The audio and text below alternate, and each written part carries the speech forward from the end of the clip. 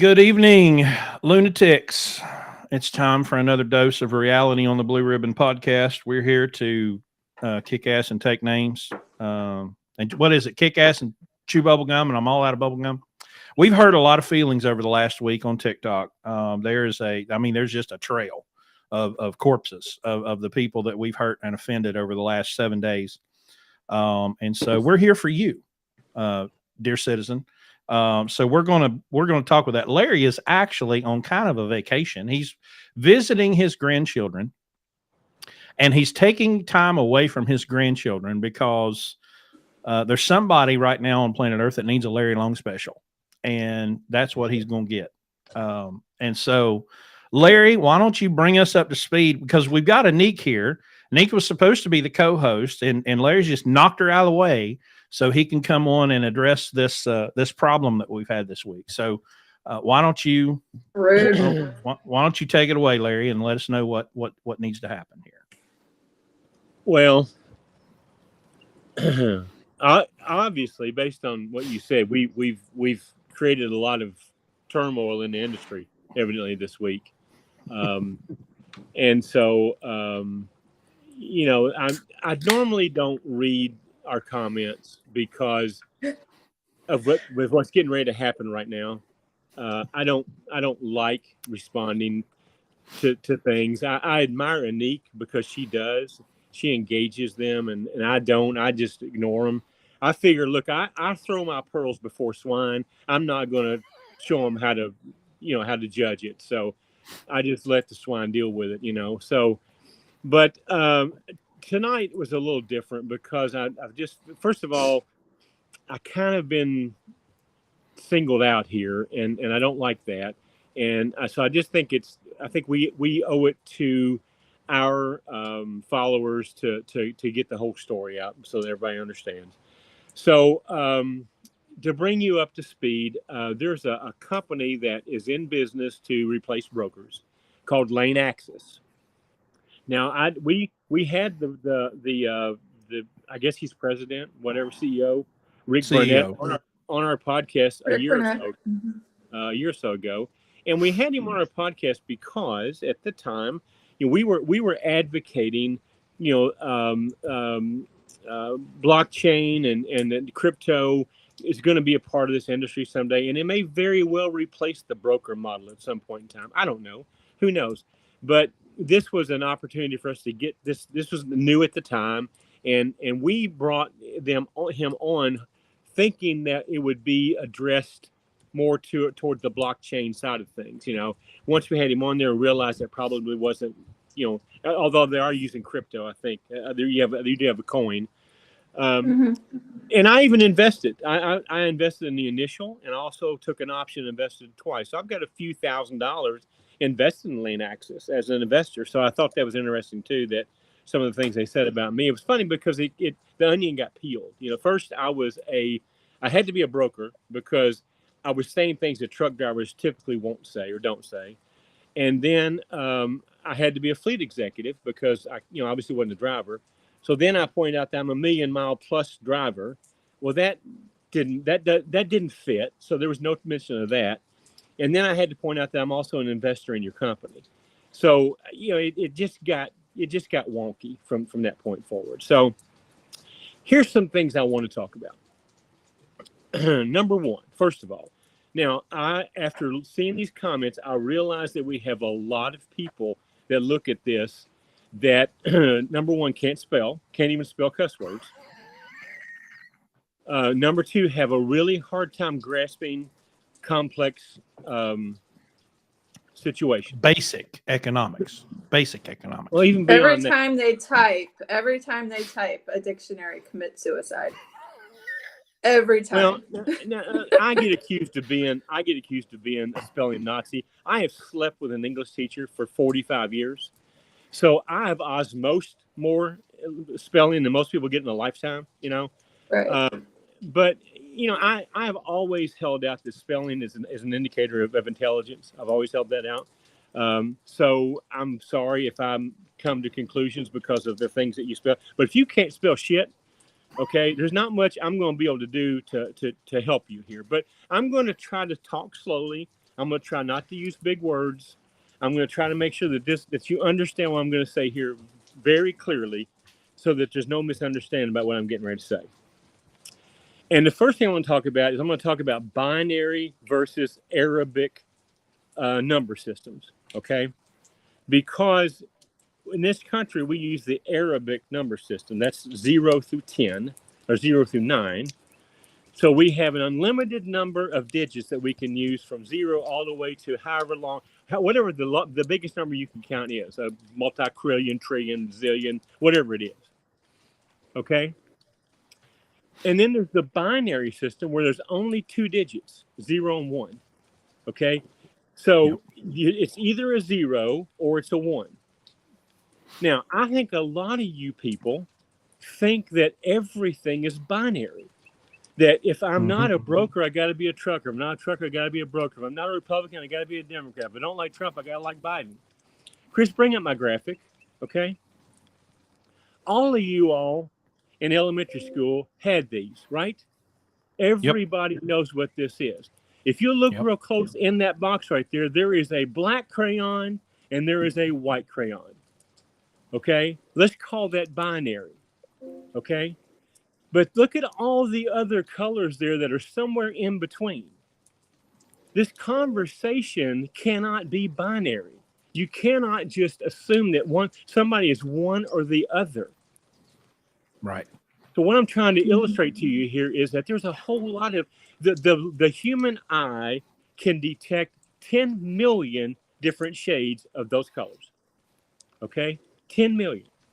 But yet these simple-minded people that only want to take 2 or 3 words out of an hour and a half or 2-hour conversation and create this binary concept. Well, you must be a broker because, or you must be a Republican because, or you must whatever it is. Give yourself more credit than that. There's lots of things in between. You've heard me say on this thing 1,000 times. If you would get out of your echo chambers, if you would listen to the people that you don't agree with, you might find out that what you've believed all of your life may or may not be in fact true. Maybe there's a possibility that you could be misinformed. So what I'm going to try to tell you here, truck drivers, I am not against brokers. My God, we got one on tonight for a second time. I invested in lane access when it first came out. Okay, I'm not anti-broker at all. What I am, though, is I'm anti lack of freedom. I'm anti anybody being able to take another group of people and for selfish reasons make them not be able to operate. Let me just give you an example. Let me give you a couple examples, okay?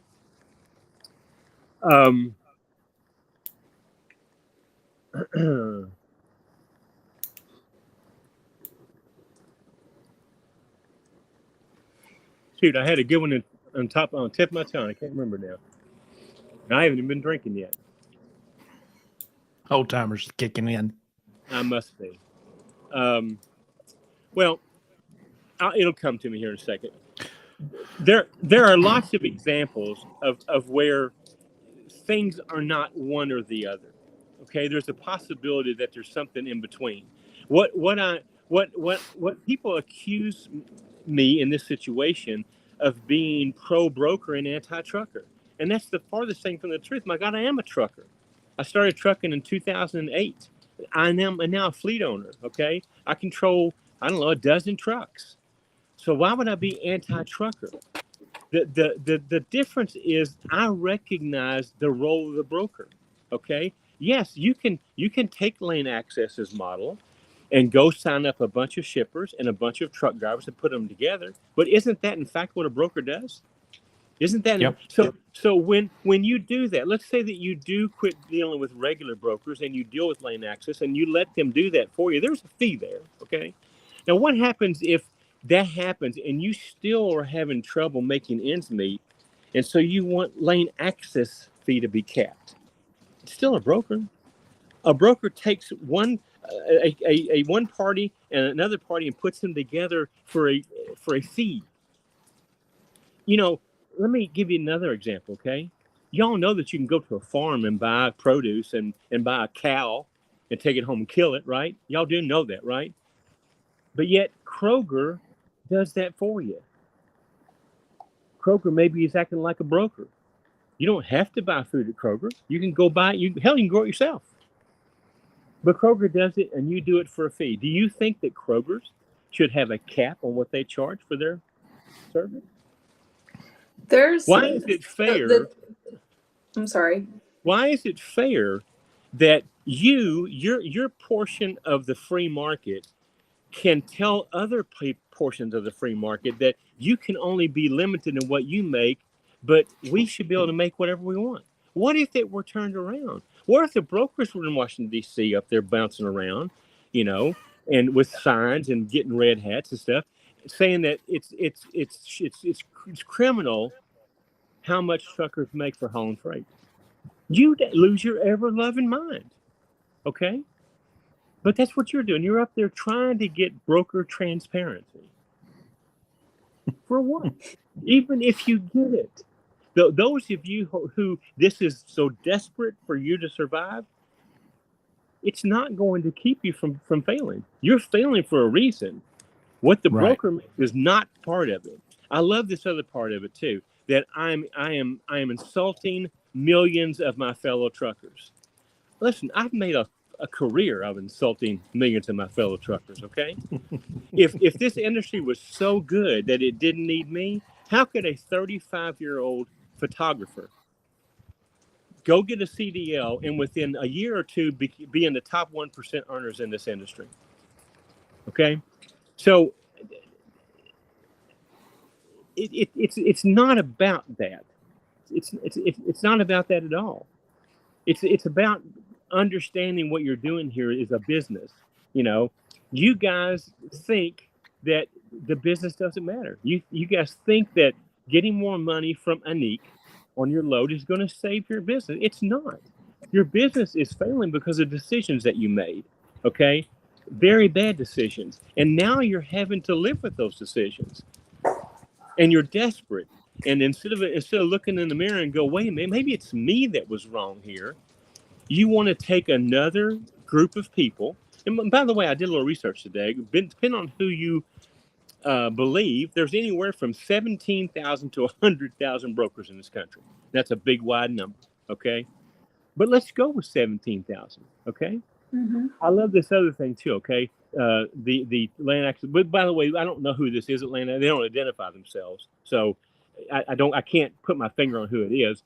But they talk about being abused.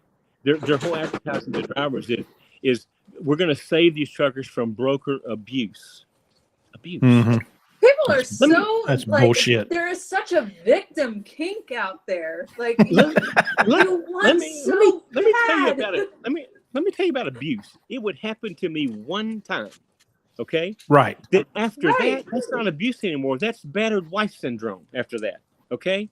If you have a broker that is abusing you and you're still going back to him, you're the problem.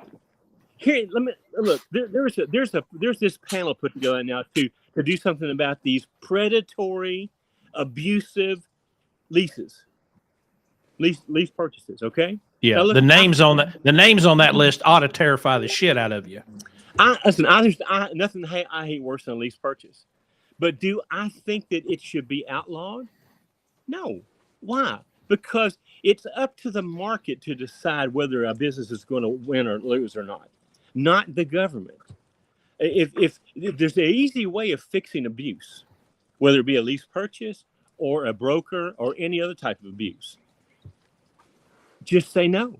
But you won't. You'll take the load from Annique.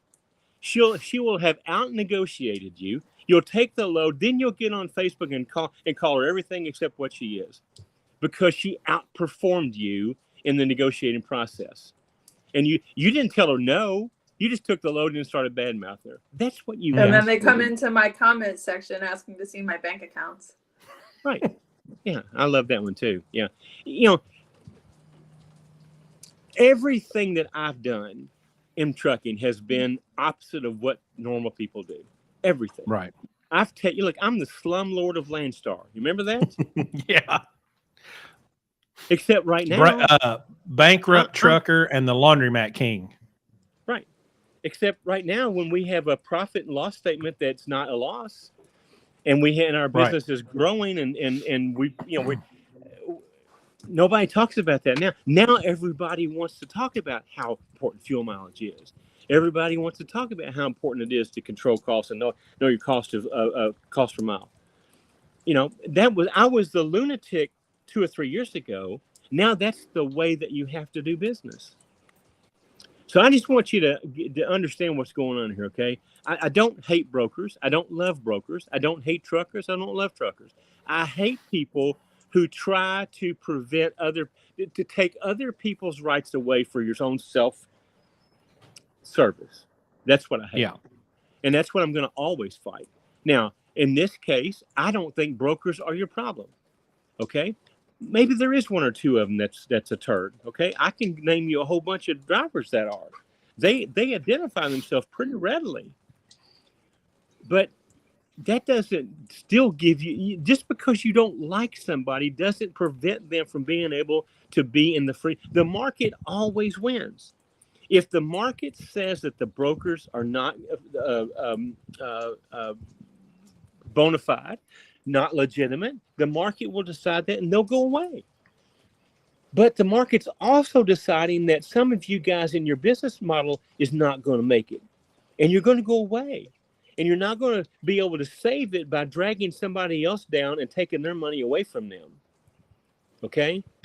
That's just like, that's bullying and thievery and all these other kinds of things. If it were turned around and done to you, you couldn't, there wouldn't be there wouldn't be enough Trumps around to save you.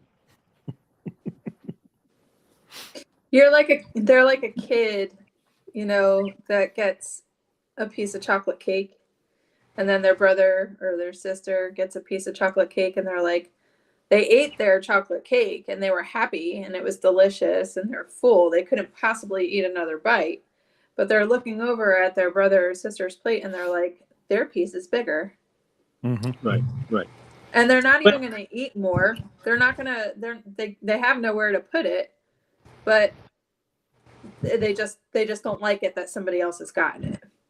And that's where they get so offended, because I challenge them, because in a lot of cases it is like dealing with children. I've got 3 of them in this house, and there are times that I have to tell them, all right, well, you need to shut up and stop being a jackass to your brother or sister, because you're being a jackass right now. You're being selfish. You're being ignorant. You're only thinking about yourself. You're not thinking about anybody but yourself. You are completely self-obsessed. And I find it interesting, if brokers were the problem, and that Santiago guy said in one of his videos, or no, it was one of his minions, well, we're restarting a thing that started in 2020. And I'm thinking, yeah, y'all were awful quiet in 21 and 22 when you were making money hand over fist. You weren't mad at the brokers then, but now that the market has shifted, which is the only thing that matters, number of available trucks, number of available loads. It's called supply and demand, people. Read it and weep. You can like it, you can hate it, you can ignore it all you want. But the bottom line is, when there's too many trucks and not enough loads, the rates are going to fall. No amount of legislation is going to fix that. And that's why I oppose this broker transparency nonsense. Not because I love brokers, because I oppose the use of force via the state on someone else. Y'all are all mad as hell when the state regulates you. Well, we're regulated to. It's like, well, I'm getting beat. That guy ought to get beat too. And it's like, okay, how about we stop beating people? How about that? But y'all use the state as this club when it's convenient for you. And then when somebody uses that very same club against you, oh, well, now you're righteous and mad and upset. Well, if you don't want it done to you, don't do it to them. But they can't handle that. But I am almost on board with the transparency thing, just because you can cross-reference it to publicly traded companies, and most 3PLs are publicly traded companies. If they don't start out that way, they eventually go that way. And so since they're publicly traded companies, they have to report profits. So right. if you're going to compare the records that are having to be kept due to 371.3 to the profits of these 3PLs, I would really like to be there when you eat your hat. Right. Because if the magic wand that they think exists, and the state could wave this magic wand and poof, I get to see all the brokers' profits, y'all are going to be really, really disappointed. Mm-hmm. Because you're not going to be see this thing, one of the things I wanted to ask you, Larry brought this up last week, and that is when they say brokers are taking 65% of the profit, could that be that there are broker contracts where, say, a load pays $1,000, broker makes 15%, so they make $150, and then that agent of that broker makes 65% commission on that $150. Maybe that's where they're getting that number. Here's what it is. When they say 65%, this is what I have kind of figured out. So if you are a broker that is mostly a freight agent for a larger 3PL, you get a margin. So say a shipment is $2,000 and you pay your driver $1,750. That's $250 that you've just made off of it. If they're part of a larger 3PL, the industry standard is that you get 65% of that margin.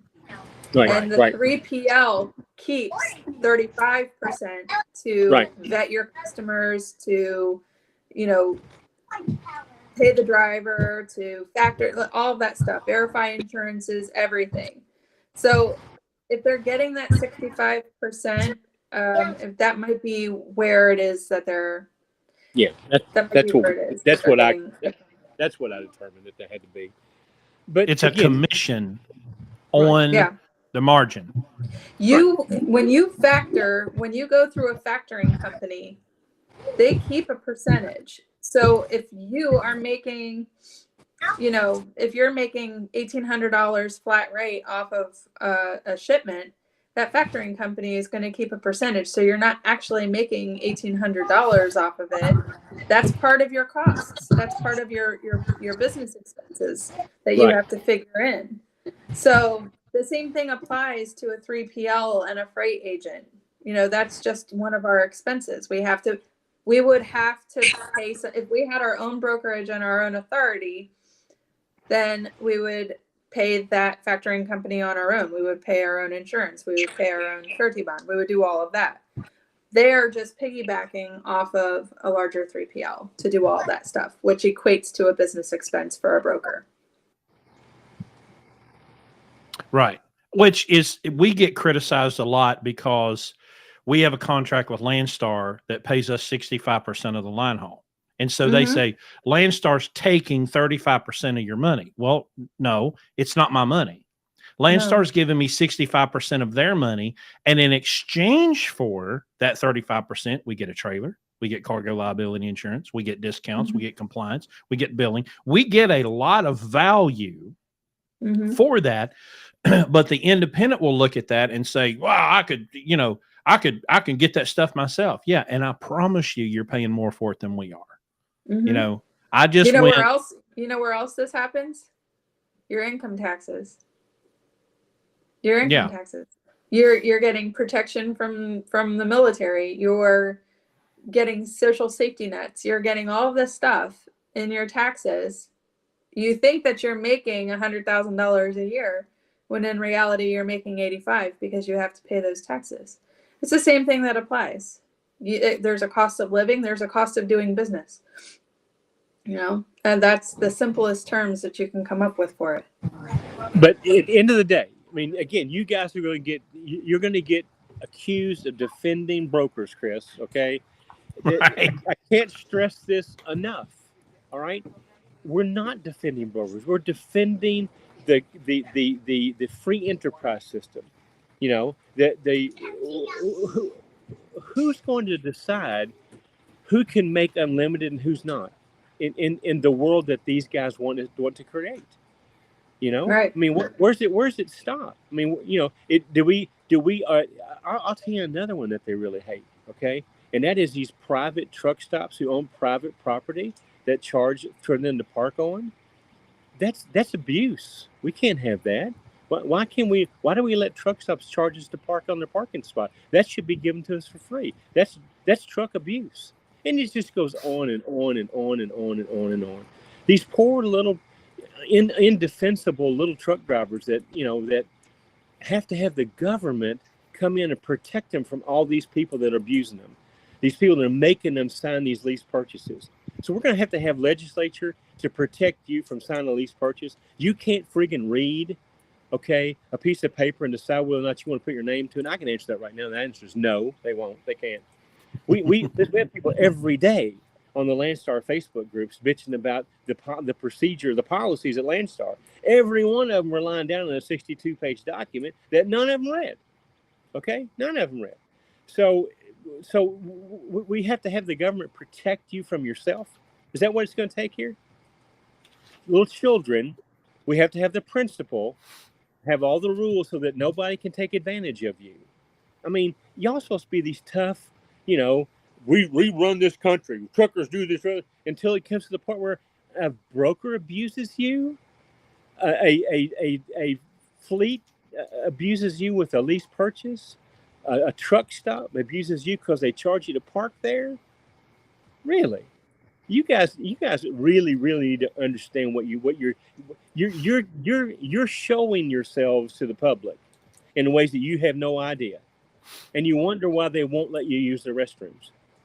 And you wonder why they don't want you parking in the Walmart parking lot. Okay? So, yes, I do think truckers do a whole lot worse job at their job than brokers do at theirs. And you prove it every day. You prove it every day because you haul their freight and all you do is badmouth them. You haven't put any of them out of business. All right? Right. They're not going to. No. If anything, you put yourself out of business because in you trying to spite that broker by being late or providing bad service, you don't think that shipper knows who the carrier is that's coming to pick up the load? You know how many times I've had a shipper tell me, "Don't ever use that one again." Right. I'm not blaming you for this, but don't use that shipper or don't use that driver again. They don't come after me about it. But Annique, if they got rid of you, they would have to go to that shipper and sell themselves to that shipper. Okay. Right. What are the and they have to do it to even though they misspell cuss words and they don't know how to read contracts, but they're going to sell themselves. What's the chance that if they got what they want and got rid of brokers? They would be a dog that finally caught up with the car tire and wouldn't know what the hell to do with it. Yeah, but I am insulting my fellow truckers. According to Lane Access, I'm insulting all of my fellow truckers because I'm talking. They insult themselves because they identify with it. If the shoe doesn't fit, then don't wear it. I'm just trying to help you. I'm just trying to make you understand you're fighting the battle that you shouldn't be fighting. The battle you should be fighting is get your house in order. Okay? Get your house in order. Don't worry about somebody else's. Mm-hmm. All right? I could poll 100 of you right now, and 99 of you, if we're to be honest, have no idea what your cost of operating your truck for 1 mile is. Zero. Not at all. Most of you have no idea what your fuel mileage is. Zero. Okay? Work on that.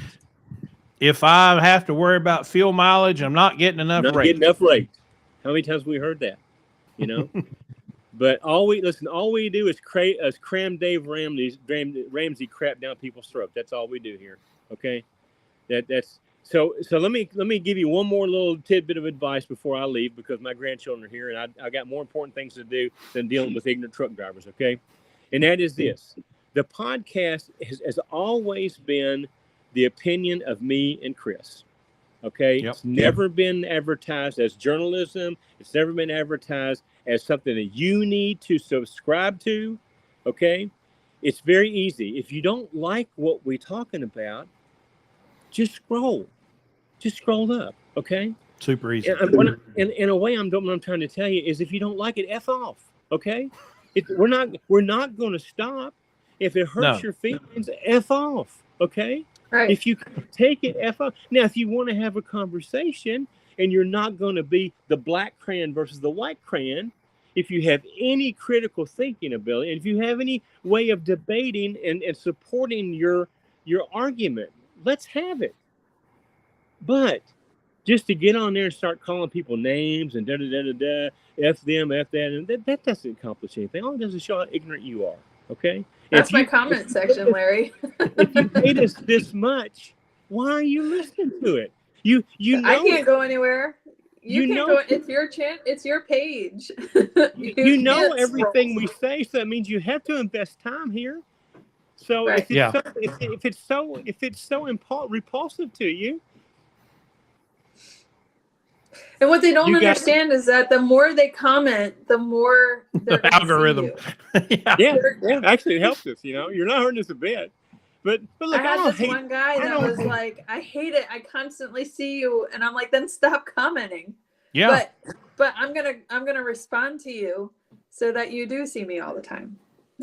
I don't hate anybody. I don't hate truck drivers. Okay, we stereotype and make fun of them because it's fun to do, and everybody gets a laugh. Okay. Now, if y'all can't take that, that's just, I'm sorry. All right. Listen, I've been made fun of all my life. I'm used to it. Okay. It's no big deal. All right. So get over it. But all I'm trying to do is prove a point that you're jousting the wrong windmill here, guys. Okay. That this is, if you got what you want, the unintended consequences are beyond what you ever thought would happen to you. And you're not going to like it. It's a very slippery slope. And you don't need to go there. There's no reason. It's not going to accomplish anything. It's not even going to save your business. Okay? Because if your business is that bad that you need another few percentage from a broker for you to stay in business, there was a guy, I told this story, Nick, I'll tell you for your benefit and for the listeners. There's an article in Overdrive magazine a couple weeks ago where this guy, who was an independent, he had a customer forever and ever and ever, and the customer was going to rebid the freight, and he debated on whether or not to rebid it and lower the price, and he finally decided he was going to hold his ground, and he went to the customer and he explained his costs. He explained he sold his service, and the customer actually agreed to not lower the price to him. Said, for you, we're going to keep you at the old price. Everybody else is going to have to rebid. So the guy left there a winner. You know what he did? He went right out of there and went and ordered a brand new truck with a custom paint job. That's what I'm talking about, guys. That's what I'm talking about. In this market, after you just almost lost you need to turn around and go buy a new truck? Come on, okay? These are the people that spent their stimulus checks on Xboxes. And when they had a chance to make a ton of money in 2021, they all just went home. They pulled one or two loads, made all their money, and then quit. You know. So anyway, I can't. We teach business here. We don't teach trucking. If you want to understand business, we're happy to work with you. Okay, but if you want to just be a nerd or a turd or a dick, no. Sorry. Good night, everybody. Annique, thanks for being on here. Night, Larry. Y'all have a good one. See you. Enjoy your grandbabies. Thank you. So that one criticism, one criticism that Lane Axis had was, I said, well, you took the clip out of context. Well, you created the clip. Well, that's 100% true. I did create the 1 minute clip of an hour and a half podcast. I did choose that clip. And like I told you before the show began, there was a guy when I was about 24 years old. I was whining and complaining about something, and he said, son, let me explain to you why you're such an idiot. And I thought, excuse me, sir. And he proceeded to explain why I was such an idiot. And I went, holy crap. Oh my God, I'm an idiot. And that was an awakening moment for me, because in 24 years, nobody said, hey, buddy, you're an idiot. And when somebody finally did, I went, okay, well, let me examine. Am I an idiot? Oh God, the answer is yes. Yes, I'm an idiot. And therefore, I began to turn a very big ship with a very small rudder. I began to turn, and it took a while, but at some point I had to go, gosh, I don't know what the hell I'm talking about. I'm just repeating things that sound good to me. I'm repeating, well, don't believe everything you, don't believe everything you think is an important piece of advice. Sure. So, well, let me bring everybody up to speed real quick on kind of what's been going on here lately. I have had one hell of a week, and I'm 4 beers in, so mazel tov. I found Shotgun Wedding. I found Shotgun Wedding at the gas station a while ago. This is Country Boy Brewing from Kentucky, and it is fantastic. I actually found some Buffalo Trace, which has been impossible lately. Well, listen, Larry is the bourbon connoisseur. It all tastes like turpentine to me, but he is the bourbon connoisseur. So here's what I've been up to this week. My fat ass is wore out. This is a truck that we operated for, I don't know, a couple 100,000 miles. Last June, a driver rolled it over and totaled it. And so we bought a toter, and I drove 750 miles, bobtailed 750 miles out to Missouri and hooked to this truck. And y'all, I never would have dreamed how difficult that is. But I got into this rainstorm in Springfield. The traffic went from 55 miles an hour to 3, to the point where we're just sitting still, and the wind is blowing that damn tractor behind me. And I thought I was going to get flipped over. Well, then the residual wind for the next 5 or 6 hours, that thing wore my ass out. So what was supposed to be like a 2.5 day trip turned into almost 4. But I got it back. And so I made some content on TikTok. I'm going to make some content for YouTube, but we're going to disassemble that truck, and it's going to donate its parts to other trucks. So that content is coming. That's a 2012 glider that we bought for $17,000, probably in 2020, I think. I'll get all the details together. But it's a 2017 glider with a 12.7 Detroit, direct drive 10 speed, and 264 rears. It was a fantastic truck until the driver went around the curve too fast. And it was funny. He called me. He's like, man, I got a problem. I'm like, what happened? He goes, I laid this truck over. I said, you did what? I laid this truck over. I said, what happened? He's like, well, I think my load shifted. And I said, well, send me pictures. So then when I saw this, the skid marks, I'm like, well, yeah, the load indeed shifted. When you had it up on 9 wheels, the load 100% shifted. It moved. It moved. It did move. It absolutely did. And he was such a good kid. I hated that it happened to him, and of course Lane Star canceled him.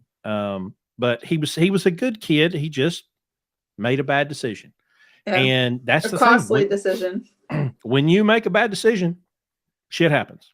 So anyway, we got it back now. And of course I've been out of the office all week, and I left the inmates running the asylum.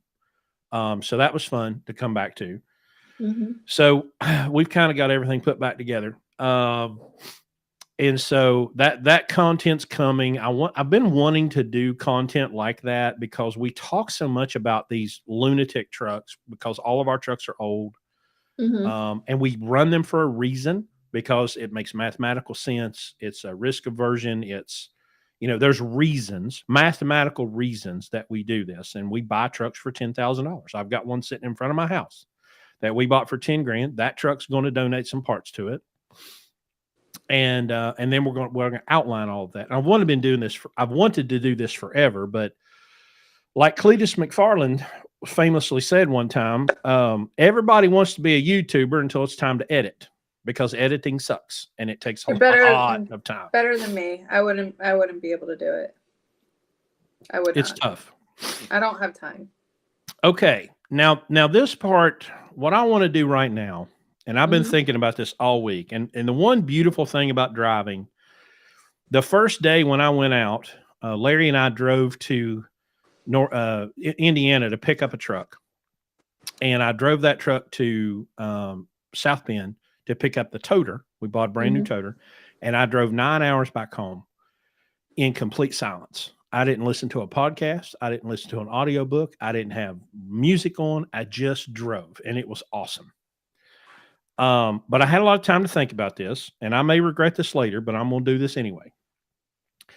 I want to take this time to explain to you why I am against broker transparency. Okay. Okay. Mm-hmm. It's not because I love brokers. It's not because I think they're virtuous and wonderful. And it's not even about whether they should exist or shouldn't exist. And should they get a percentage or not a percentage?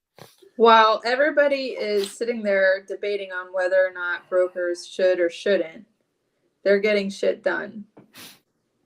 Exactly. 100%. Now, so in the words of all of my shippers and all of my customers, shut the hell up and drive. Right. That's what you put on the application. That's what you that's what you wanted to do when you went to CDL school and when you got trained. Right. Shut up and drive. And I know everybody's offended that there's a bunch of people that were offended that I said that we're customer focused, not driver focused.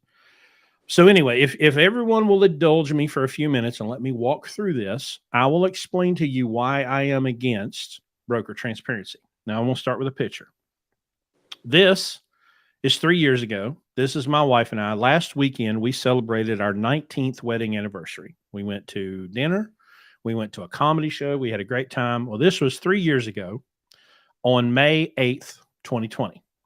And this is us sitting in our minivan, eating our anniversary dinner. Now, we didn't plan to sit in the van and eat our anniversary dinner. On May 1st of 2020, the state of Georgia opened indoor dining. And I told her, leading up to that, I said, so help me God. On the 8th of May, on our anniversary, our 16th anniversary, we will sit and celebrate our anniversary in a restaurant. And the state of Georgia had opened pretty much before anybody else. Florida was still closed. All the other surrounding states were still closed. And I picked out 2 restaurants in Georgia, and we were 7 hours away. And I said, if I have to drive 7 hours, we will eat in a restaurant and celebrate our anniversary. Well, leading up to that time, as the clock was ticking down toward May 1st, there's this unhinged lunatic not far from me in Charleston. He calls himself the governor. Mm-hmm. He runs around with this bulldog all the time. That picture's from the State of the State address, by the way. Good for him. That's a real picture. Yes. Well, from his royal chamber, he decreed that the peasants should be allowed to eat outdoors starting on May 1st. Well, there's a restaurant here 10 miles from the house that has an outdoor, kind of an outdoor seating area. It used to be a Uno's Pizza, and they have this patio with all these garage doors. And so I called them and I said, hey, does this count? And they said, yep, absolutely, it counts. And I said, well, our wedding anniversary is Friday. We're going to come and we're going to eat. And she said, absolutely, come on in. I said, do I need a reservation? She said, nope. Be here about 4:30. You'll be in great shape. I said, awesome. Now, I'm still driving on the road at this time. I'm not working in the office. I'm still an active truck driver. So I get home. We jump in the van. We drive to the restaurant. We walk in the front door. And she's like, are you here for a pickup? And I said, nope. We're here to eat inside. And she goes, well, I said, well, what does that mean? She goes, well, the alcohol beverage people were just here and they threatened to close our restaurant and take our liquor license away if we didn't shut down the outdoor dining. And I said, well, did you tell them to fuck off? And the owner was standing there and he goes, well, I'd rather be in business in 10 years than in 2 weeks. So yeah, we told him we'll shut it down. So we go out to the van, and I called the Alcohol Beverage Commission, and I told him exactly what I thought of him. And he said, "You can't say that to me." And I said, "Well, I just did." My wife has video of this somewhere on her phone. And so I absolutely lit this son of a bitch. I lit him up. Because I was like, "How dare you?" You know, everybody said the health department came in and said it was fine. And he said it was fine. And of course they wanted to throw their weight around. And so they threatened this restaurant with violence if they did not close this outdoor dining. Now, around this same time period, like I think maybe a month later, the royal decree came down that the peasants could eat inside a restaurant, but they had to be masked. Mm-hmm. And there was a little small bistro, and I'm like talking, you could maybe get 15 people in their little, it's one of these really fancy. Mm-hmm. They don't sell Coca-Cola, they sell the local $30 and you get that much food. Right. But fantastic food. Okay. Well, they put out a Facebook post and they said, "Look, the governor has said that we can have indoor dining, but everybody has to wear a mask. Well, we're not going to be the mask police. We're not going to force our customers to wear masks. If they want to, great. If they don't want to, we're not going to refuse them service if they don't." And all hell broke loose. Facebook shut down their Facebook page, like deleted their Facebook page. The health department showed up and was inspecting them 3 times a day until John Bryan, the civil rights attorney on YouTube, basically sued everybody and their dogs. And he sued their kids under a Section 1983 lawsuit, and they all scattered like roaches. But when he got done subpoenaing everybody, they all backed off. Now, that restaurant is still open today. Mm-hmm. But here was this threat of violence, and the governor of West Virginia is, in reality, he's just the chief executive of an administrative organization. No different like the CEO of Hobby Lobby, except the CEO of Hobby Lobby can't send men with guns to my house, who just decided that he was going to execute this power against people. Now, I spent 2 years on the road. I didn't come off the road until August of 21.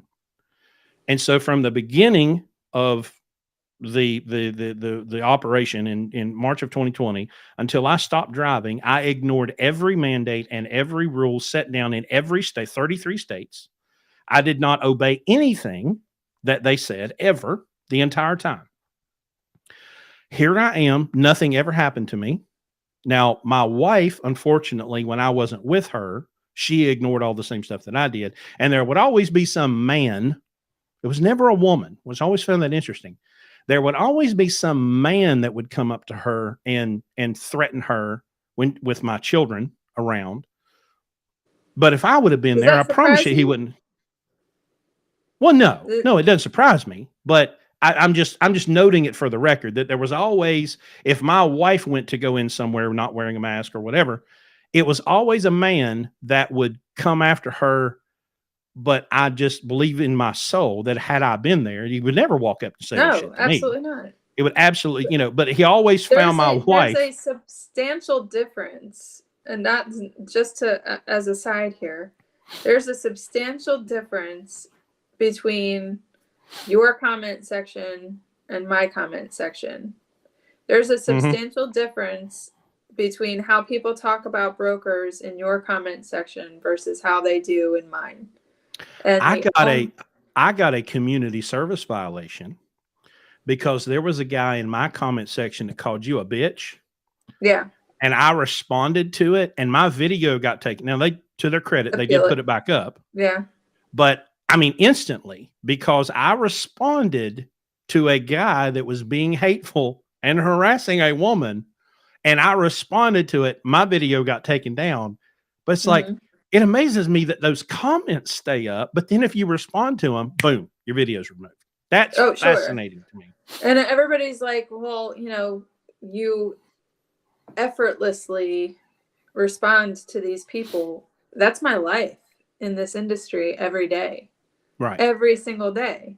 My comment section is no different than a load board. my comment section is no different than my emails when they find out that I'm a woman. And I am not, I'm not keeping that a secret. My picture is in my signature of my email. Right.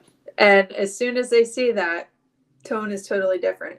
To the point that one of the agents that I had working for me, I was going through negotiations with a driver, and he was like hell bent on a number that was really just not reasonable. And so I was like, Vinny, call him about his truck and find out what the rate is going to be. So I think that he was saying something like $5,000 to me, and then Vinny gets a hold of him, and they're like down at $3,000. And I'm like, Yeah.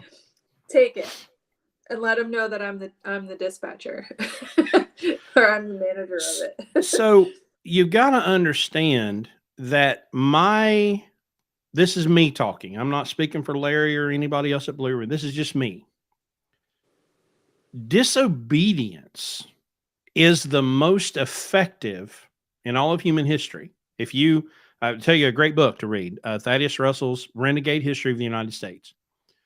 Mm-hmm. Every freedom that you have was fought for you through disobedience. It was people that said, nope, not going to do it. Go read about the Stonewall riots in 1969, where drag queens beat the crap out of a bunch of cops, cops, by the way. That's how Pride started. Yeah, that's how the modern, not the modern, the LGBT in the 80s and 90s. But it started because a bunch of corrupt cops who were taking payments to keep this Stonewall, it was a gay bar, basically. Mm-hmm. And then they decided, oh, well, okay, we've been taking payments to keep this open. Well, now we're going to shut it down. And they went, no, you're not. And they beat the shit out of them with they were like, I mean, imagine men in drag beating the crap out of cops. Yeah. But it was always disobedience. It was a black drag queen, and Pride was not started to be a party. It was started out of necessity because they were protesting that. They were protesting getting harassed. Right. But somebody had to get, beaten up in order for that movement to start. It's never anybody who's following the rules that affects change. Nobody really saw 2020, the year 2020 coming.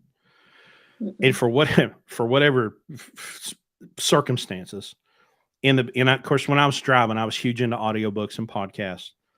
And in early 2020, I listened to two books, Renegade History of the United States and the autobiography of Malcolm X. Well, listen, that's a real bad combination going into, kind of an authoritarian state. How angry were you in 2020? I mean, listen, I was rolling with Malcolm X quotes, it's a revolution.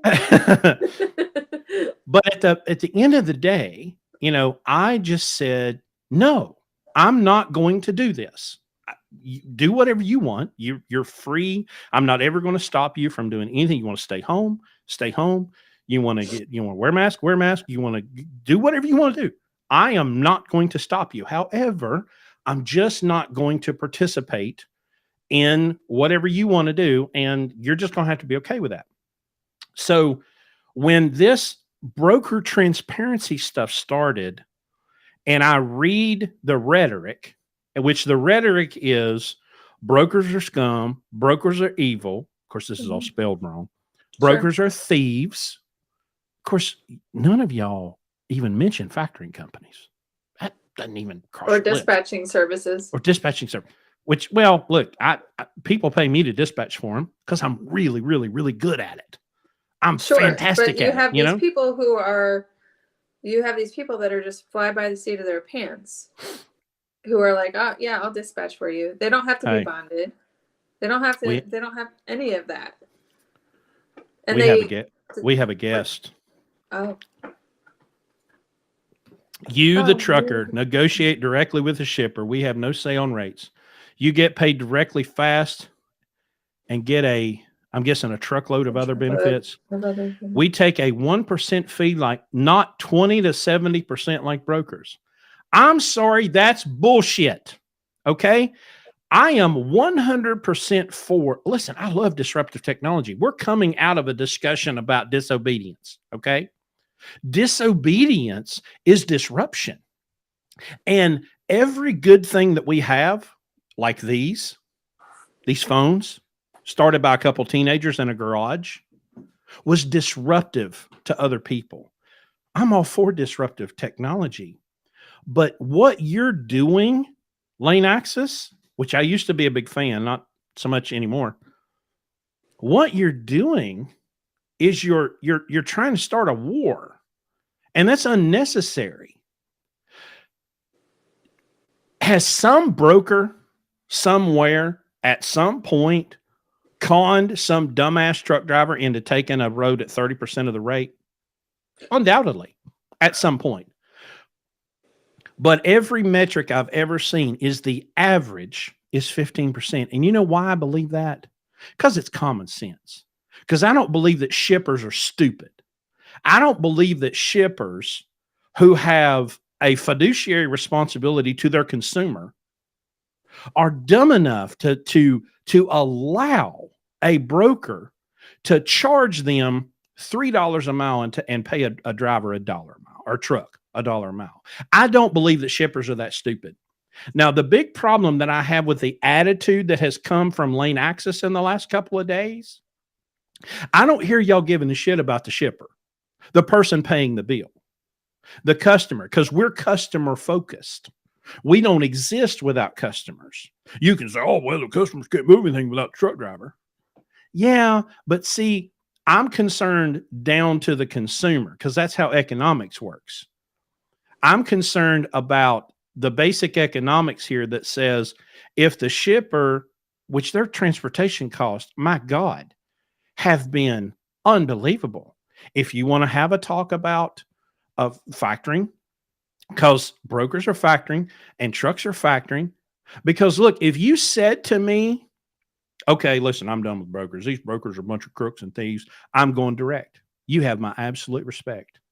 Man, these factoring companies are taking too much, and these payday loans, I'm going to wait and do the billing myself and get paid in 180 days. You have my absolute respect. Where you lose my respect is you're not willing to go direct. You're not willing to do the hard work. You're not willing to do the sales. You're not willing to basically bankroll your own billing and collect your own receivables. And you're not willing to do that, but you're going to run off to Congress, possibly the most corrupt body of human beings on the planet ever in history, and you're going to get them to fix the problem for you. Listen, lane access, if you want to be disruptive to the industry and you want to challenge Annique and you want to do what Annique does and you want to do it better, brother, have at it.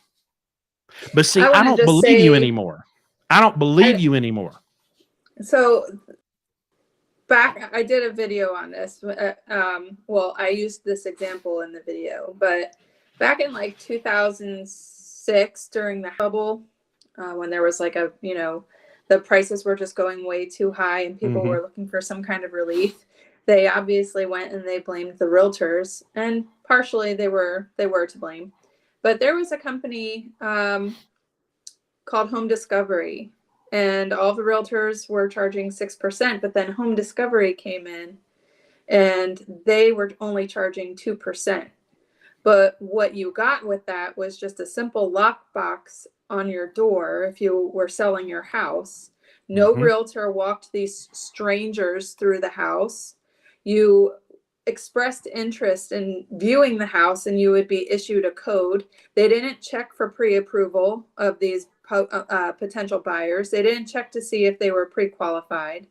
They didn't do anything like that. And if somebody did put an offer in on the house, there was no guidance about inspections or appraisals or anything like that. And after a little while, they realized that they weren't going to be able to survive on that business model of 2%. So they went and they offered up shares and became publicly traded. And one of their biggest backers was Outback Steakhouse. And after a couple of years, because the market was just so volatile, it crashed and it burned. So I see you are offering shares for sale because now you're publicly traded. Do you see where I'm going with this? See where I'm going with it? I just, listen, y'all, I'm 100% about disintermediation. Okay. As a truck operator, the closer you get me to the customer, the better off we both are. I've had a direct relationship with a single shipper through a Landstar agent since 2014. Okay. That guy had a problem with a trailer this week. I haven't hauled one of his loads in 2 years. Okay. But he had a problem with a trailer. Somebody dropped the trailer in, it was dirty or whatever. I just called his cell phone. Hey, man, what's the problem? How can I fix your problem? Okay. I have that because it's me, a Landstar agent, and that customer. That it's super, super close. Now, if there were 2 or 3 other intermediaries, it's going to be harder for me and him to have that direct one-on-one. I've got his cell phone and he knows it's me calling.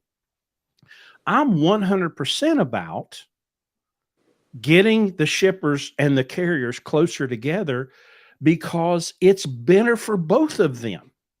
However, the shipper is not at this point, this is my belief, the shippers are not prepared to go to the expense to have people on their payroll that they're paying health care on, they're paying workers' comp on, they're paying electric for, all the costs that are involved in having a person on payroll to fill those calls, to find those trucks, because it's easier and better for them. At this point, could change. Markets are ever changing. You know, I don't know what 10 years from now holds.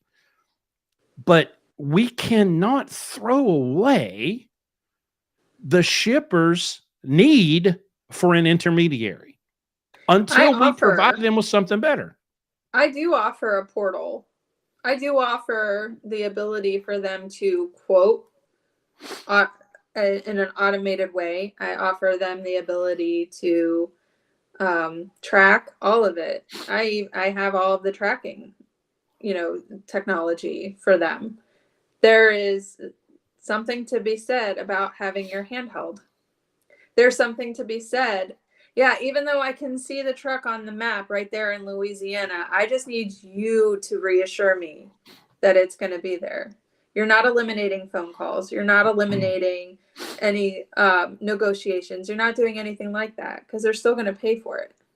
And they still need the human element of it. They still need the bedside manner. And that is why all of the other interfaces have failed. That's why you still don't see Convoy taking off. That's why your biggest competitors, Lane Access, are still UPS, Supply Chain Solutions, and XPO, which are brokers. You are essentially turning yourself into a broker, but you are trying to put on this cape saying you're going to save this industry and save these truckers. You are not only turning yourself into a broker, but you're turning yourself into a home discovery-esque broker that is only going to crash and drive shippers and drive customers closer to and faster to brokers that they have known and trusted and are tried and true. Right. So I don't want you to think for a second that you're a savior. I don't want you to think for a second that you're eliminating any kind of a problem. What you're doing is making it worse. And then they're going to realize that the only real solution is to go to the broker who has helped them the most this whole time. Yeah. And this is what happens when your software is carrier driven and not shipper driven, completely forgetting that the shippers are the ones that pay the bills. Right. 100%. I had the wildest experience last night. My phone rings. I never know what's on the other end. Driver says, "Hey man, my radiator's leaking." He sends me a video and there's coolant pouring out of the top of the radiator. And I'm like, well, that sucks. We've got to deal with that. And he said, well, when I opened the hood and the steam came out, a wrecker pulled over in front of me. And this guy has a shop 4 miles away. and for $500, he'll pull me to his shop. I talked to the guy. We've got the radiator in stock. We'll have him put back together by midnight. I thought, okay, well, you have my attention, because everybody knows what it's like to find parts over the last couple of years. Yeah. And so I literally had a guy break a radiator at like 6:00 last night. Didn't miss the appointment, delivered the load today. I mean, it was the perfect storm of situations where I got the truck fixed overnight. But they could have said, well, listen, man, I mean, yeah, we can get you off the road, but we'll get to you in a couple of days. They were like, no, Yeah. we'll get to you tonight. We'll have this truck fixed by midnight. And by God, they did. While the truck's on a 10-hour break, they've put a radiator in it. It was $4,200. That hurt. Ouch. Cost of doing business. But that truck will make that money back in 4 weeks, and it's completely clear and it's completely behind us. And now the guy's running down the road with a new radiator, delivered the load. Now that delay caused me a problem where, okay, now I've got to find him a load for the weekend. There was nothing. And all of a sudden a load popped up, $3,000. Pick up Sunday, deliver Monday, $3,000. Well, hell Thank yeah, you. all day long. I'm going to take that deal. But I was ready. I was prepared. I knew where I was. I knew what my cost was. And the very minute my phone lit up with that load, boom, I hit that button. I was the first guy to call. I secured that load. Like, it's just, you have to put stuff behind you. And one of the things that I think happens, and I see this at Landstar, okay, which we're just a microcosm of the bigger market. If something bad happens, which in trucking, loads are going to cancel. Customers are going to screw up. Somebody's going to, I had it this week where I booked a load. It was a direct customer. I booked a load. He called back. He said, man, I'm so sorry, but somebody messed up and we thought that we had a load, but it actually left today. We made a mistake. I'm so sorry. And I said, okay. And I moved on with my life because shit happens, Right. But when the inevitable things happen in trucking, or a truck breaks down or a load cancels, or they don't have the product ready, or they put it on the wrong trailer, when the human element comes in, and listen, humans could screw up an anvil. I mean, we are really, really good at making dumb decisions and screwing stuff up. And then I'm going to blame the very closest person to me. That's the broker. That's the agent. That's the whoever, completely discounting that somebody else made a mistake. What the plant went down. They stopped making, they couldn't make the thing. Well, when they couldn't make the thing, they called somebody and said, we don't have the thing. Now, have I personally seen, and I used this example before, where I had a load booked through a broker. I don't know who the actual broker was. The agent called me and said, hey, this load canceled. I said, well, shit. Okay, move on. I reset my alert and the very same load pulled up for $600 less. Now, the $600 less was still above my minimum. And when it popped up, it was an agent that I knew. And I called her. I still remember. I said, Kim, what's the deal with this load? She's like, I don't know. It just popped up for $2,000. And I said, is it available? She said, yeah. I said, book it. So she called and booked it. I think one of two things happened. Somebody didn't want to pay the $2,600. They wanted to pay the $2,000. And they called this agent that I had booked through. Whatever happened, whatever, right? The agent takes the phone call where they say, we're not paying this. We're going to pay this. And he either A, told them to F off, or B, he didn't want to tell me because he didn't want to have me scream and yell at him, where I would have said, well, you know what? It's still above my minimum. I don't care. Just book it. Right. I booked the same load. Do you want to hear what my opinion is on that? Go ahead. Just because it's a dirty broker trick. So it could be 100% could be. Yeah. So basically made an offer. They thought that it was great. The load was still posted up. They went and they're about to tell their customer somebody else came in at $2,000. So then they go and they revise the rate to them, and the customer's like, yeah, absolutely, book it. And by the time they got back to the driver to say, yeah, we want your truck, that truck's gone, because that truck is going to be gone if it's offering its services for dirt cheap like that. $600 below what other people are willing to take it for. I mean, fairness, at this point, it was like from $6 a mile to like $5 a mile. You know what I mean? But I completely agree with what you're saying. Yeah. So now she's posting it back up because she has to honor the revised rate that she gave to her shipper. And let's see what gets thrown at the wall and gets stuck. But it's a rookie broker move of trusting a rate that small. That's why the last on here I said I don't trust the really cheap rates. I won't pay them. Well, and I've talked to Landstar agents, I've talked to customers, and this customer that I've had a relationship with for, gosh, now 9 years. He'll call when the market dips like this. He wants to negotiate. Hey man, we're going to talk about this rate. Now look, we're talking 15 cents. You know, I'll give him 15 cents. You know, because in the grand scheme of things, the thing's still paying me $5,000 for 2 or 3 days, right? But of course he learns his lesson, you know, because he'll bring that cheap ass carrier in, and he builds windows, house windows, you know. Well, he's gonna get what he pays for. Those require some care. Well, guess what you don't get when you pull in the bottom feeder rate? You don't get care. Okay. You don't get care. And they destroy the windows, and they never show up on time.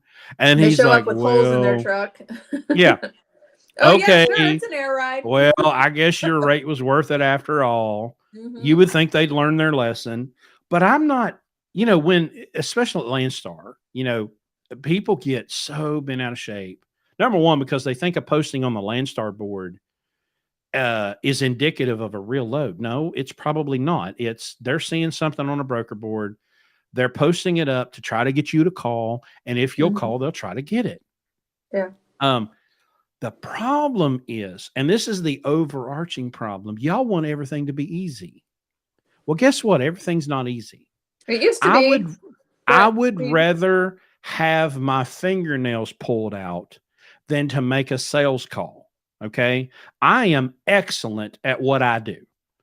I am really, really good at putting loads together and making it work so that you can have the best week that you have. I am excellent at that.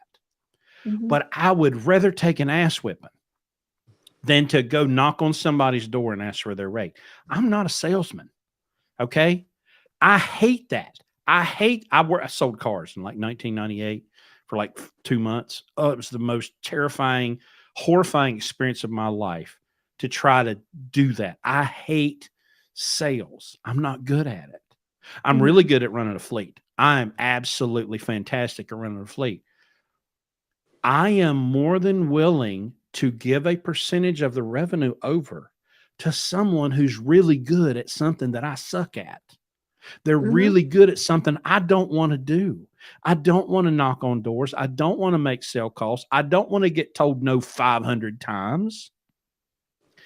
Give me the loads. Have somebody else do that work. Give me the loads, and listen, I will put a fleet together, and I will run loads, and I will have trucks on time. And I beat into these people communication. You will send an email when you get there. You will send an email when you leave. You will send an email when you arrive. If the wind blows the wrong direction, you will send that agent an email, and you will let them know that there's a problem, right? I'm really super good at that stuff, but I'd rather take an ass whipping than make a sales call. So why would I not contract with someone who's really good at that and does the thing that not only do I not want to do, I suck at? I'm terrible at that. Why would I not give that to someone? More than happy to give a percentage of the revenue over to somebody that does that well. It's really difficult.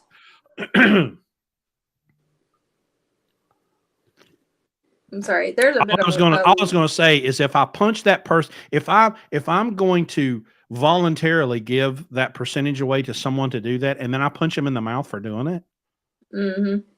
What's the point in doing that? Yeah.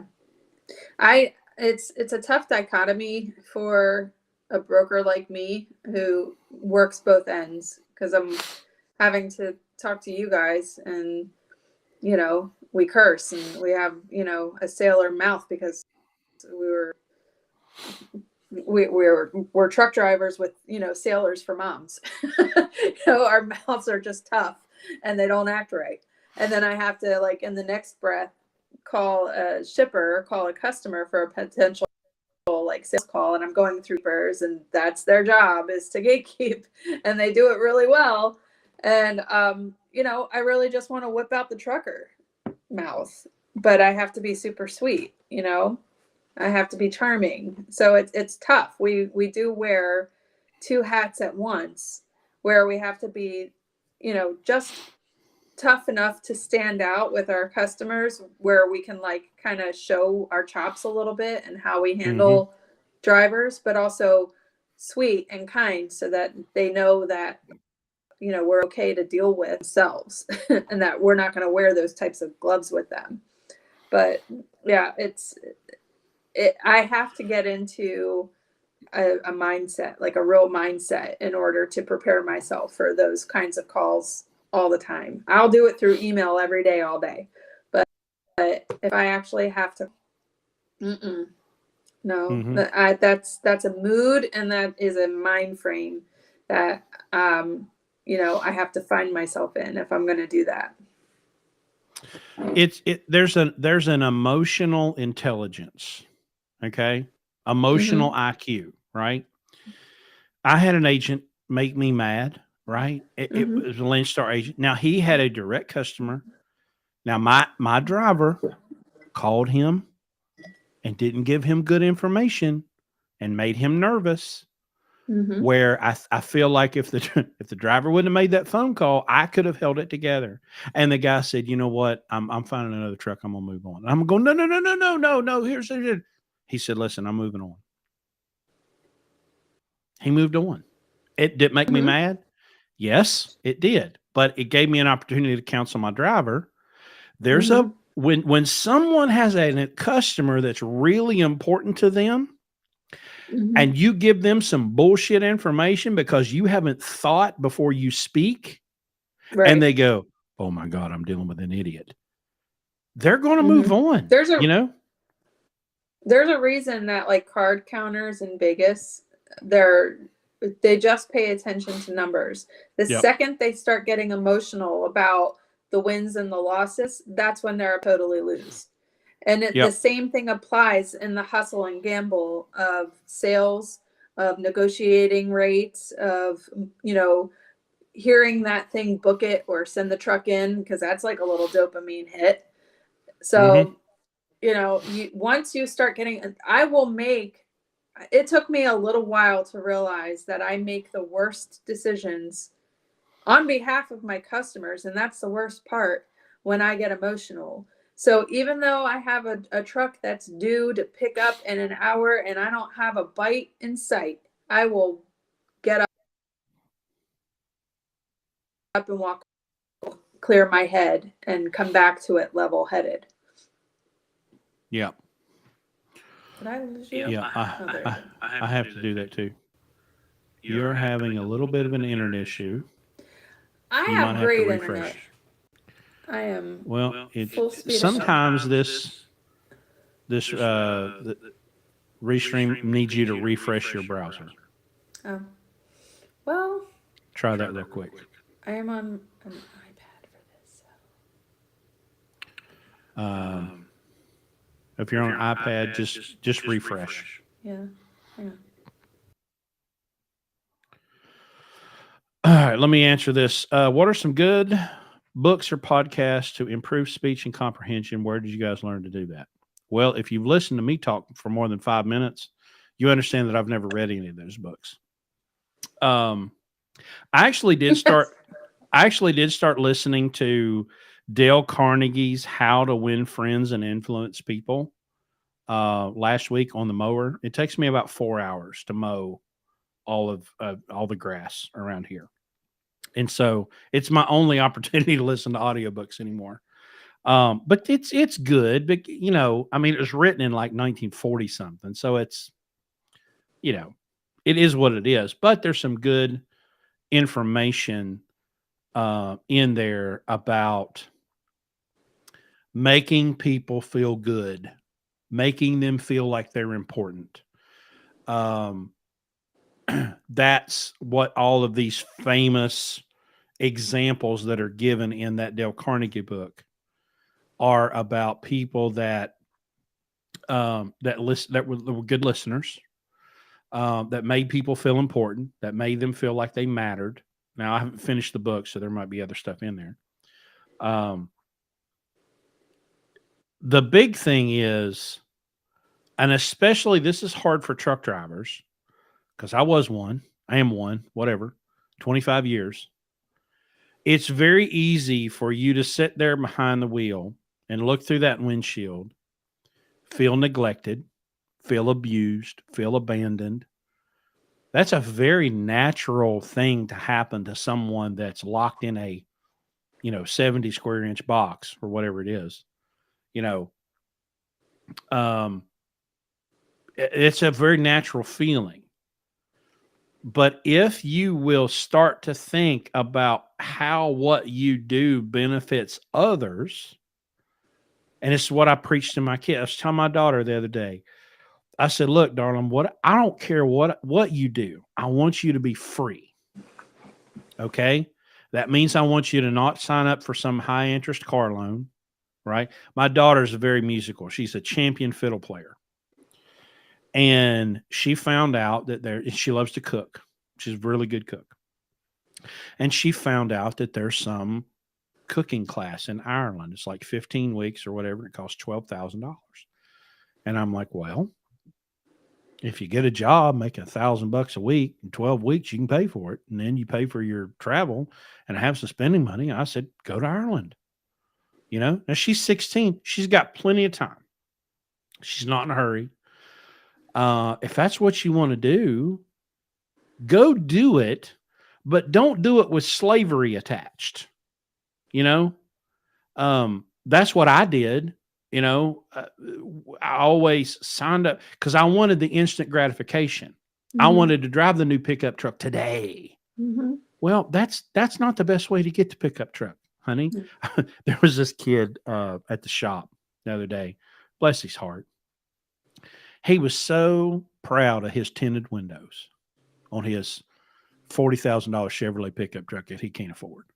Man, we're going to go to 5%. We're going to go to double 5% tint, which is totally illegal in the state of West Virginia. And the cops are going to be on you, in a minute. But he just was so proud of his illegal tinted windows.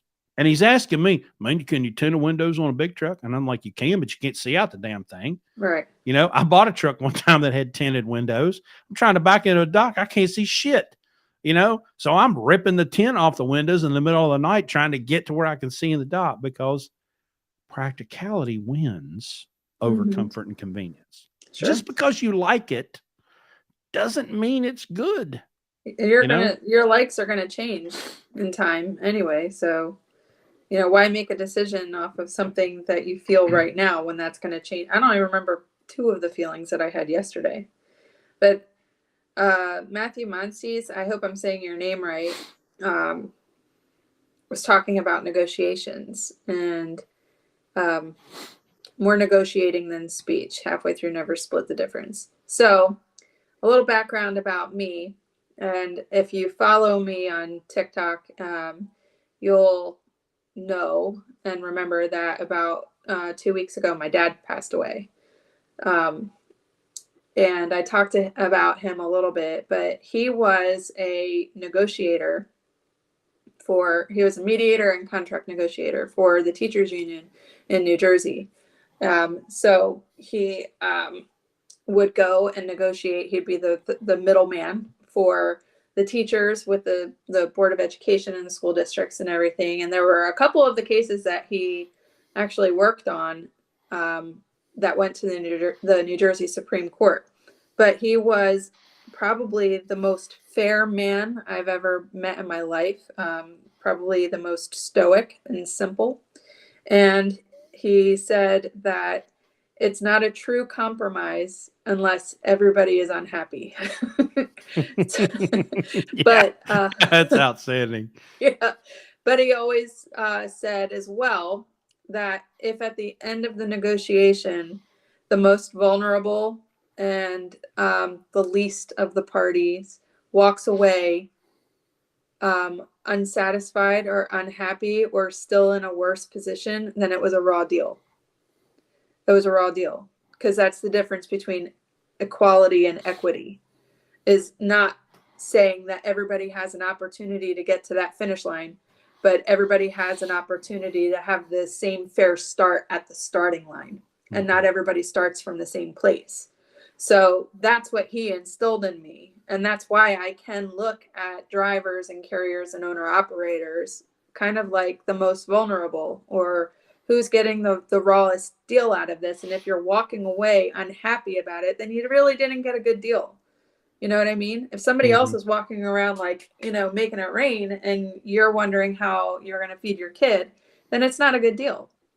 But the way that he also taught me to negotiate is something that I carry with me every day.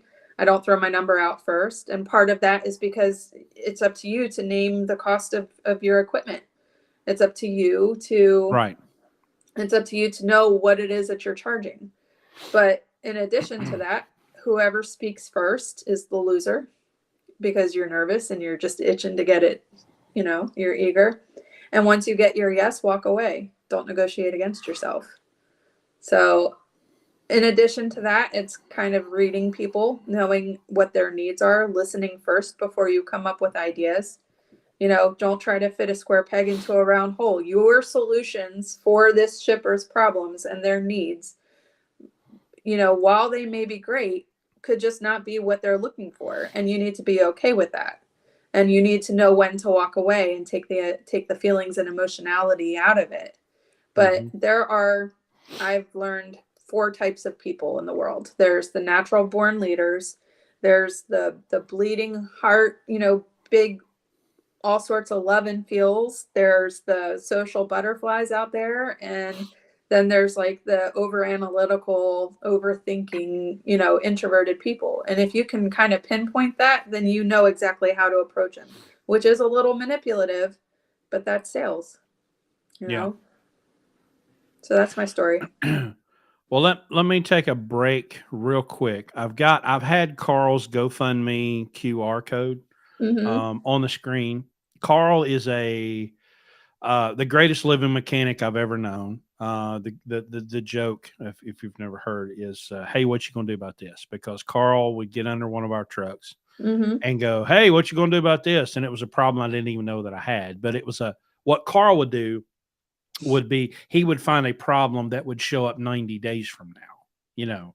Most mechanics look at what you're dealing with today, but Carl had this gift where he could look under a truck and go, well, that's going to be a problem 6 months, 2 months from now. So let's fix it today.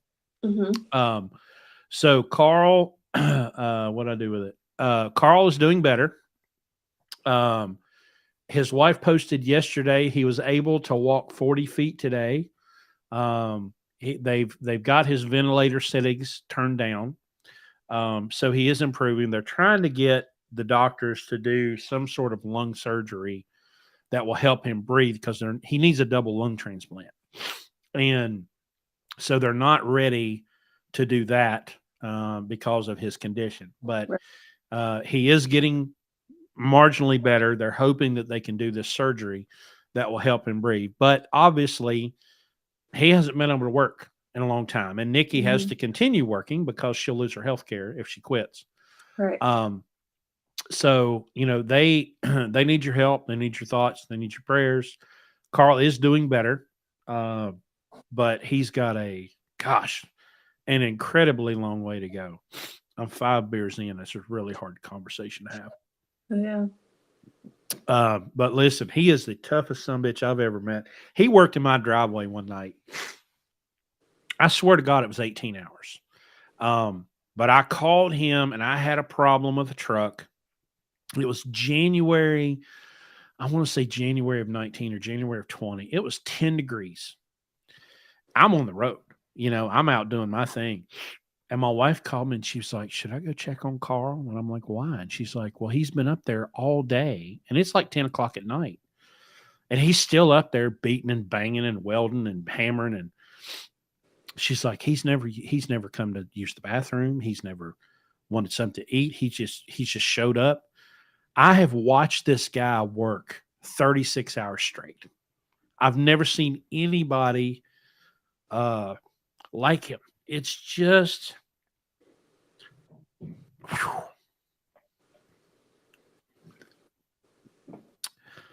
So anyway, because you see a GoFundMe for people and you're like, donate to Carl. Do they really need the help? Let me promise you, they really need the help. Mm. I'm way too drunk to keep doing this. Okay. Anyway, help Carl out. Help the babies out. He looks like a youngin. He's in his 30s. It's a genetic issue. It's because he smoked cigarettes and everybody's like, oh, what's smoking? No, the doctor said even if he hadn't smoked, he would still be in the same position because it's kind of genetic thing. I guess kind of like autoimmune, but attacks the lungs. We've got 1,001 Carl stories because he's hilarious. But God, what a machine! Just an absolute work ethic that you can't keep up with. And I tried one time. We had a truck that had a rusted differential housing, and it was about to cause us a big problem. And he was like, well, man, all you got to do is go up there and get one. We'll swap it out. We in a truck stop parking lot. It was about 20 hours and we had 2 or 3 drivers helping. I've got video of it somewhere. Because I had this big plan, I was going to put it on YouTube, but it turns out I suck at videography. We worked 20 hours on swapping this differential in this parking lot, and it was 97 degrees outside. It was fucking miserable, but man, he just kept plugging. And finally, like 3:00 in the morning, we finally got this thing finished, and I could barely drive home, but anyway, there's just a million and one things that we can say about Carl. So if you can help, throw him up to $5 because they could really use it.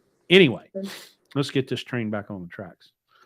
Is there any comments we need to hit? I got Matthew's name right, and he's, he was very happy about that. He's very happy about that. And as somebody with a very weird name myself, I see you. Yeah. Well, listen, with the last name Polk, I was terrorized as a child. Well, I got to tell you, there's a county down here in Florida. Yeah. Famous sheriff. Sheriff. And there's a lot to be said about the people that come out of Polk County. They're just a little off. Yeah. We have a driver from Florida. He's from Tampa. I said, where were you from? He said, Thanosasa. I said, what? Thanosasa. Yeah. And I'm like, just say Tampa, my guy. What's funny about Richie, and people have heard this before. When we hired Richie in 2020, he was 23 years old. And we hired a guy at the same time who grew up in Colombia, the country near Bogota. Mm-hmm. Yeah. So we interviewed him, and as they were they were converging on orientation. And we had this conversation where we're like, listen, we really like this guy, Christian from Colombia, but like, what if there's a language? I don't speak Spanish. Hell, I barely speak English. Mm-hmm. Like, what if there's a language barrier? Listen, we understood everything Christian said. Richie, it was like, what'd you say again? Who is proposing to his fiance or girlfriend today. So congratulations, Richie. It's not worth the tax credit. Well, we hope she said yes. I haven't heard yet. So, how often do brokers get told no on customers? That's a great question. Every day, all day. it's just like when you put a resume out. For every 100 and I think 15 is what it is. For every 115, you get one callback, you get one yes. However, all you really need is a good 10. You're not looking for 100, customers. You wouldn't be able to provide the service that you do as a broker if you were spreading yourself out that thin. So all you need is the few good ones. And it takes like a good 10 times of contacting them before they even remember your name and what company you work for, the name of your company. So it's an investment of time. It's sowing seeds and harvesting.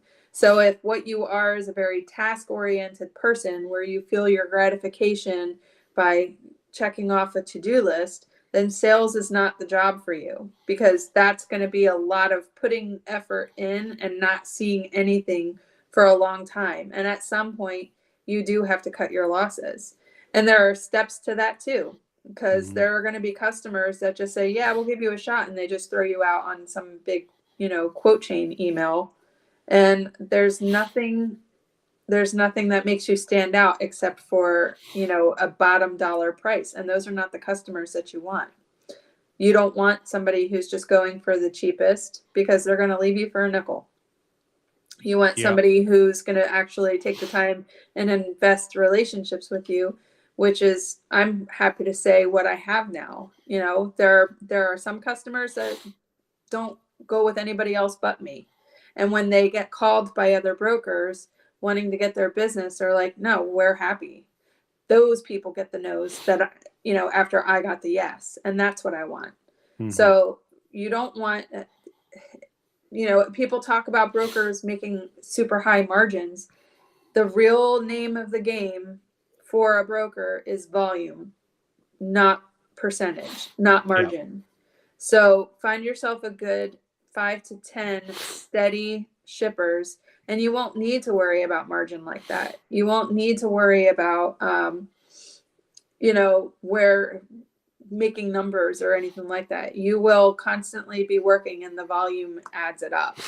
So, well, a lot of people, and I get the questions, hey man, have we hit the bottom yet? Have we hit the bottom yet? Is this the bottom? The bottom?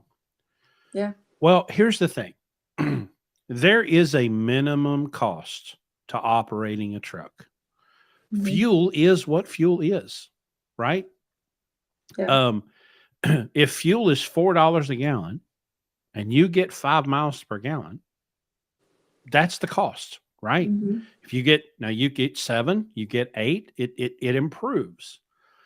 But there's a minimum cost, and I think the market understands that. Okay. Now, I would have to believe that even if my job is shipping supervisor, if somebody says to me, man, I'll pull that load for $1 a mile, I'm going, but fuel costs about 80. Yeah. Like 60 if you're doing really good. I can't believe that in the grand scheme. Now, maybe there's some moron that think, man, I'm getting a great deal. In the moment, if somebody's offering to do in 2023, right, $1 a mile, I've got to go. No, I don't. I don't think that's a good call. Now, you've mentioned before, someone say, hey man, I'm just trying to get home. And I've done it. I've done it. I'm trying to get a driver home.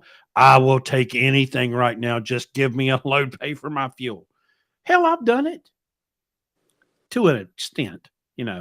I will deadhead a truck if I have to, rather than take, something. But I know what my cost is. That's the name of Florida's game, but I want to know why, because it's easy for you to throw out $2,000 on a $3,000 lane when you don't have any intention of paying the person who's driving it, but you're promising them that, or it's easy to throw that out if your authority is about to be revoked and you're just trying to make as much money as you can.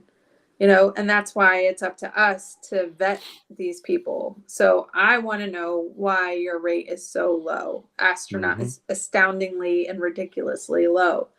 And if it's not a good excuse, like you got to get home or whatever, then no, I don't know what your game is, and I don't trust you. But yeah, there was somebody that threw out a number, and I want to know how you feel about it, because I did ask that question on my video.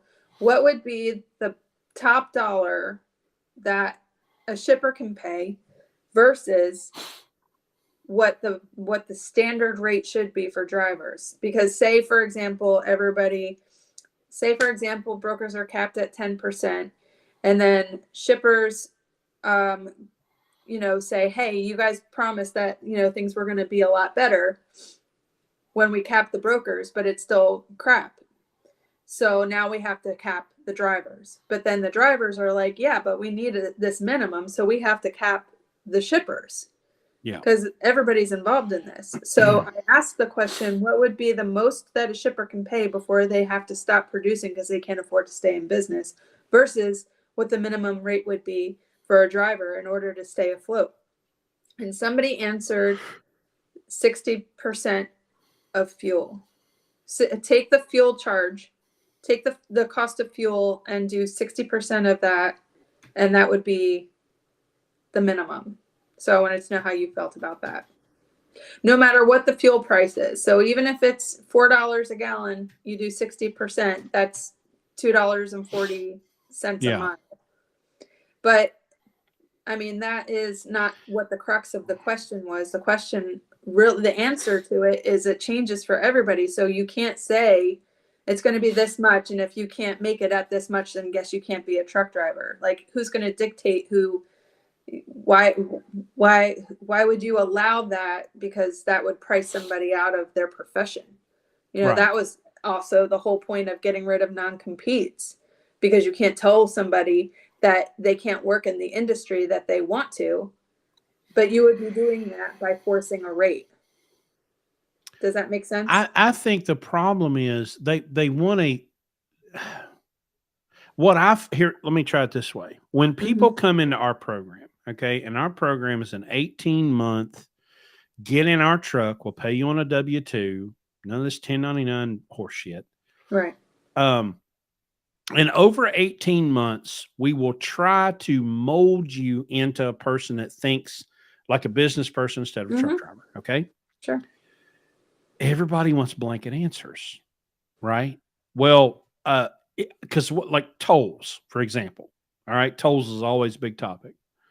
Well, do you want us to run toll roads or not? Well, I can't give you a blanket answer, because what if we do the math using the BSE 9000? Well, you can drive 75 miles out of route, which would take you an extra 15 minutes.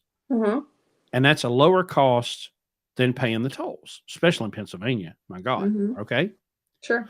But what if you don't have time to do the extra 75 miles? What if we have to take the toll road in order to make on-time delivery?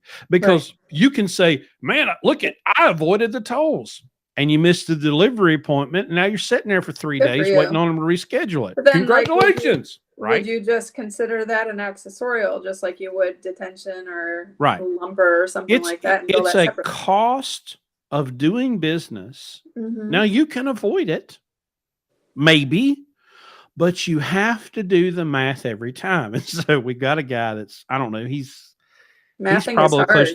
probably 12 weeks into the program.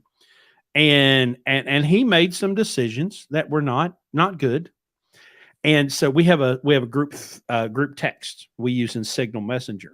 And he made this really, really bad trip planning decision that bit him in the ass really hard. And Larry said, well, did you do the math? And he says, what math? Which got a Larry Long special as a response. Did he break out his abacus? Yeah.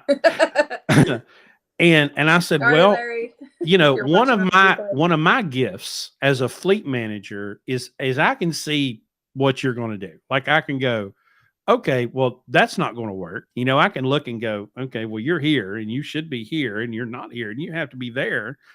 Because I just do the math, right? Mhm. All the emotion goes away when you get this guy out, because this is the bullshit eliminator. Right. If you are 300 miles away and you've got 3 hours to get there, the calculator says that's not going to happen. So what are the consequences of that decision? Mhm. And so I have to explain to people sometimes they're in a pickle right now. They're going, oh my gosh, all this. And I'm like, yeah, well, today's Tuesday. You know that decision you made last Wednesday? Well, it's taken to now to come up and bite you in the ass. Mhm.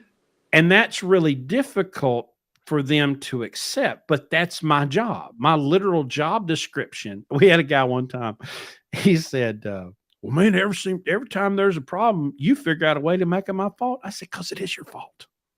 My literal job is to show you how the decisions that you make as a driver can come and bite you in the ass as a business owner, right?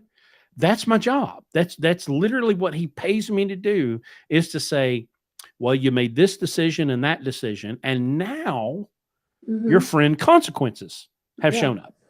Let's And see how this worked out for you. and consequences, you know, um, and so sometimes I have to tell people, hey, well, if you would have done this differently, then this outcome would have also been different. And the ones that succeed go, oh, wow, yeah, I can see how I made that decision in the moment, Mhm. and usually based on emotion, or I'm tired, or, Mhm. listen, y'all, I after the week wasn't I've thinking had, 3 steps ahead, yeah, which is what you're supposed to be doing. I'm tired as hell right now. Mhm. I had a week, but here I am, Mhm. so that's when I'm back to when I made that TikTok Mhm. of Larry saying the only reason that truck drivers hate brokers is because brokers are better at their job than truck drivers are at theirs. And everybody got their feelings hurt. I knew it was going to hurt your feelings when I made it. That's why I clipped it. Mhm. Because sometimes your feelings have to get hurt for you to go, oh, maybe I need to make a different set of decisions. Mhm. I had to hurt your feelings on purpose. Right. I You have don't, to skew what the idea of kindness is, because it may hurt your feelings, but it'll clear your vision. You know, he's doing a kindness. There might be a very fatal flaw in the way that you are working your business. And you can either look at it like he's just trying to be an a-hole and he's trying to make himself look really good and make you feel bad, which why would anybody really want to make you feel bad unless they're projecting? Or he's being kind and he wants you to succeed. And this is the way that you are going to succeed. This is what you I'm, have to do in order to do it. I'm confident that there are probably people that could do it better than I do, because I have resting bitch face. And so I probably don't always deliver it in the best way that I could if I Mhm. was nicer and sweeter. Um, Evan, this is one of our new drivers. When I have my boot up your ass, understand I do it with love. I found Um, the tumor. yeah, I found the stick that you had up your ass with my foot. yeah, yeah. You Thank know, you. um, it's tough. And back to scale. Um, I've only got 10 trucks. You know, I've got two unseated? So out of all the millions of truck drivers on the planet right now, I only need two of them.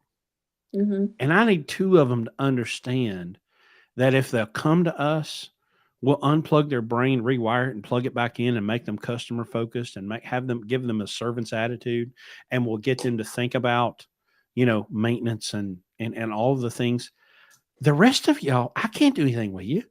Mhm. There's 2 or 3 million of you. Now, one thing I found interesting, and I have always said, and I got this number from somebody, that Swift and Schneider and JB Hunt and Covenant and all of these big carriers were 15% of the industry. Now, Mhm. what the truck Freight Waves podcast guy had Mhm. some dude on there that was whining about emissions of all things. That Yeah. they're the poor thing, bless his heart. Well, we're 7 or 8% of the industry, and we've got to put up with all these emissions, and y'all don't. I'm like, well, y'all could Right. say no, but you Mhm. don't. You know, plus you're the ones that pay the lobbyists. But anyway, well, 93% of these trucks don't have to be compliant. Yeah, that's me. You know, Mhm. but when you look around you in this industry, you get distracted by branding. Mhm. You look at Schneider and JB Hunt and US Express and Knight Swift and you see their branding, but they're tiny. Their revenue is so small from their actual assets. Yeah. What they're making money off of is being the 4PL and being the management company for larger logistic driven companies, And larger leasing trucks manufacturers. What's that? Leasing trucks to drivers. And leasing trucks to drivers. And leasing them to drivers. Let's not But leave that revenue stream out. let's not. But I mean, if you want to take a look at where the most money comes from, it's probably their 4PL, their brokerage, because they are managing. They're taking those leases on mostly to accommodate those larger companies that are handing all of their freight over to them and say, do something with it. We could not afford the manpower that it would take to manage all of this. We'll just pay you a percentage of whatever. And that's what they I do. would rather have the freight that require, like the oversized stuff. I mean, Mhm. that's one thing. Listen, y'all can shit on Landstar all you want. And there's a percentage of it. They deserve it. Okay. So give it to them. We have the freight guards to prove it. But, and it's a big but. Okay. Yeah. Uh-huh. They got freight y'all wouldn't dream of. They got freight that y'all will never access because of your shitty attitude. Okay. The high, wide, and heavy stuff that Mhm. Phil, who's in this comment section right now, that Phil does, the AA&E stuff. There are agents at Landstar that will never take your phone call. I tried calling one of them one day because I had this team. I had this husband and wife team. So I called a friend who I know does this really, really, really super exclusive high dollar freight. And I said, hey man, can you give me a contact? She's like, well, you can try to call this guy, but listen, understand he's not very friendly. And she was absolutely correct. This dude, I managed to keep this dude on the phone for about 6 minutes. And at the end of the call, doing my best sales pitch ever, he goes, all right, give me your phone number and maybe I'll call you. Yeah. I'm like, I hear that all the time. damn, right? Okay. There's stuff there that if you will specialize you, if you will make you better, if you will make you more valuable, if you will make you more skillful, if you have something to sell, there are, and it's not just Landstar, hell, Mercer's got it, and I'm sure everybody's got their super high dollar stuff that you can do if you'll make yourself valuable enough. And that's where I have the problem with these advocates like the North American Driver Resource, whatever, and the Truckers Movement for Justice. What are they offering to make you better? What are they offering to make you more valuable in the marketplace other than saying, well, we're going to go beg on our knees before Congress and we're going to get the FMCSA to fix your problems? How? Show me the last time the FMCSA solved any problem ever. So the thing is that the rule is just that. It's just a rule. 371.3, it's a rule. A lot of people, including somebody who has recently been in my comment section, failed to listen to Schoolhouse Rock and hear how a bill becomes a law. But couldn't pass an 8th grade civics test. Yeah, I mean, a rule is not a law. It's not been ratified. It's not been codified. It's not been passed by Congress, and it has not been signed by the president. So right now it's just a rule, and there are contracts in place that are subject to tort if they are broken. So FMCSA can say whatever they want about transparency, but the language that they used in that rule really creates way too many loopholes and is just not concise enough to be the panacea that everybody else is talking about. And all these drivers with like all this arrogance and hubris come into my comment section saying, just you wait, when you have to show your bank, I will never have to show my bank statements. How dare you? Never. Never. So Never. to make it very clear, the parties of a transaction are the ones, the direct line. So my shipper pays me. That's one transaction. And we are parties. The me and the carrier, that's another transaction. Two transactions. And yes, both deserve transparency, but only regarding those transactions. That's the rule. And even if there was any kind of leeway for a driver or a carrier or owner operator to see that transaction, if we have a non-disclosure agreement in place, you will not. And we will disclose that on a rate confirmation. There is a non-disclosure agreement in place. We will not be able to disclose X, Y, and Z. And we are well within our legal rights to do that. Contract law, folks, goes way, way, way back further before there was even a United States of America. Okay. Before there was an FMCSA. You can't, listen, there was somebody that was mad about something that I had said in the comment section when I said, I don't give a shit what the law says. I really don't.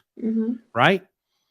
Well, you think something, and I said, I'm fine with abolishing every 3-letter agency. Get rid of them all. I don't care.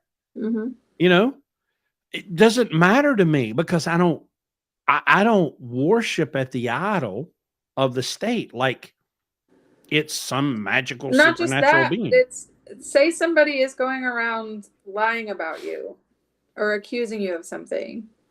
And you know you didn't do it. So you're just like, okay, say it. Say it, but prove it.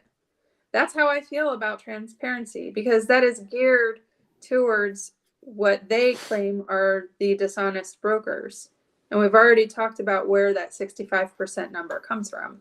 But they're claiming that, there's a crap ton of dishonest brokers. Cool. That doesn't apply to me. Did we talk about that 65% before the show started?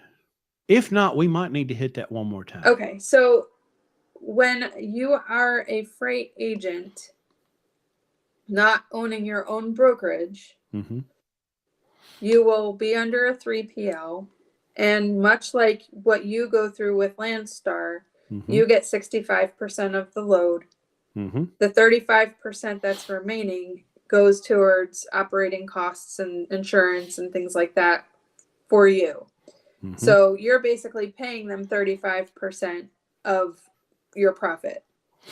And the same thing applies to a freight agent that's working underneath a 3PL or a broker under a 3PL. So say I'm a broker under a 3PL and I make $200 off of a load, I'm immediately going to have to forfeit 35% because they vet my customers, they vet my carriers, they provide the insurance. I'm working under their MC number. I'm working underneath their bond. So it's worth it because I don't have to deal with that all myself. I don't have to deal with factoring. I don't have to deal with getting my own bond. I don't have to deal with getting my own authority. I don't have to deal with the rejections from factoring companies because my authority hasn't been active for a certain amount of time. Things like that. So that's the standard these days is 65%. That might be where that number is coming from when people say brokers are getting 65%. Yeah, when we probably should be getting 100. That's the work that we made, that we did. That's the margin that we made. So that being said, there are a lot of 3PLs that are like, well, everybody is offering their freight agents 65%. We're going to offer 70. And then we're going to give them bonuses on top of that if they meet certain profit, requirements or quotas.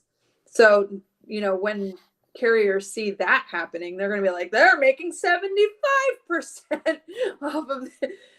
No, we're not. We're making 75% off the margin, which is usually 10 to 18%.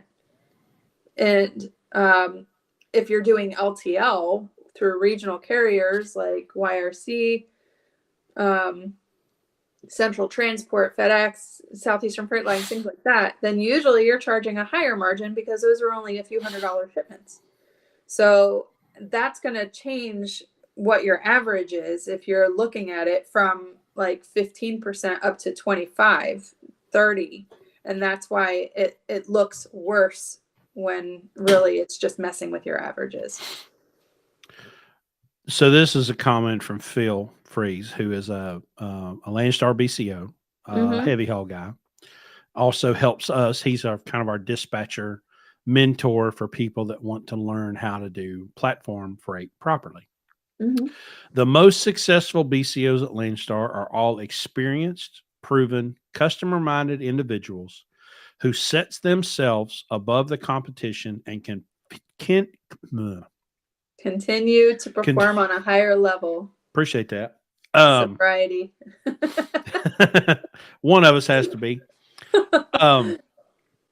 Listen, Phil has taught me so much because we have Signal Messenger groups that we set up for each driver, and it has all the management team in it.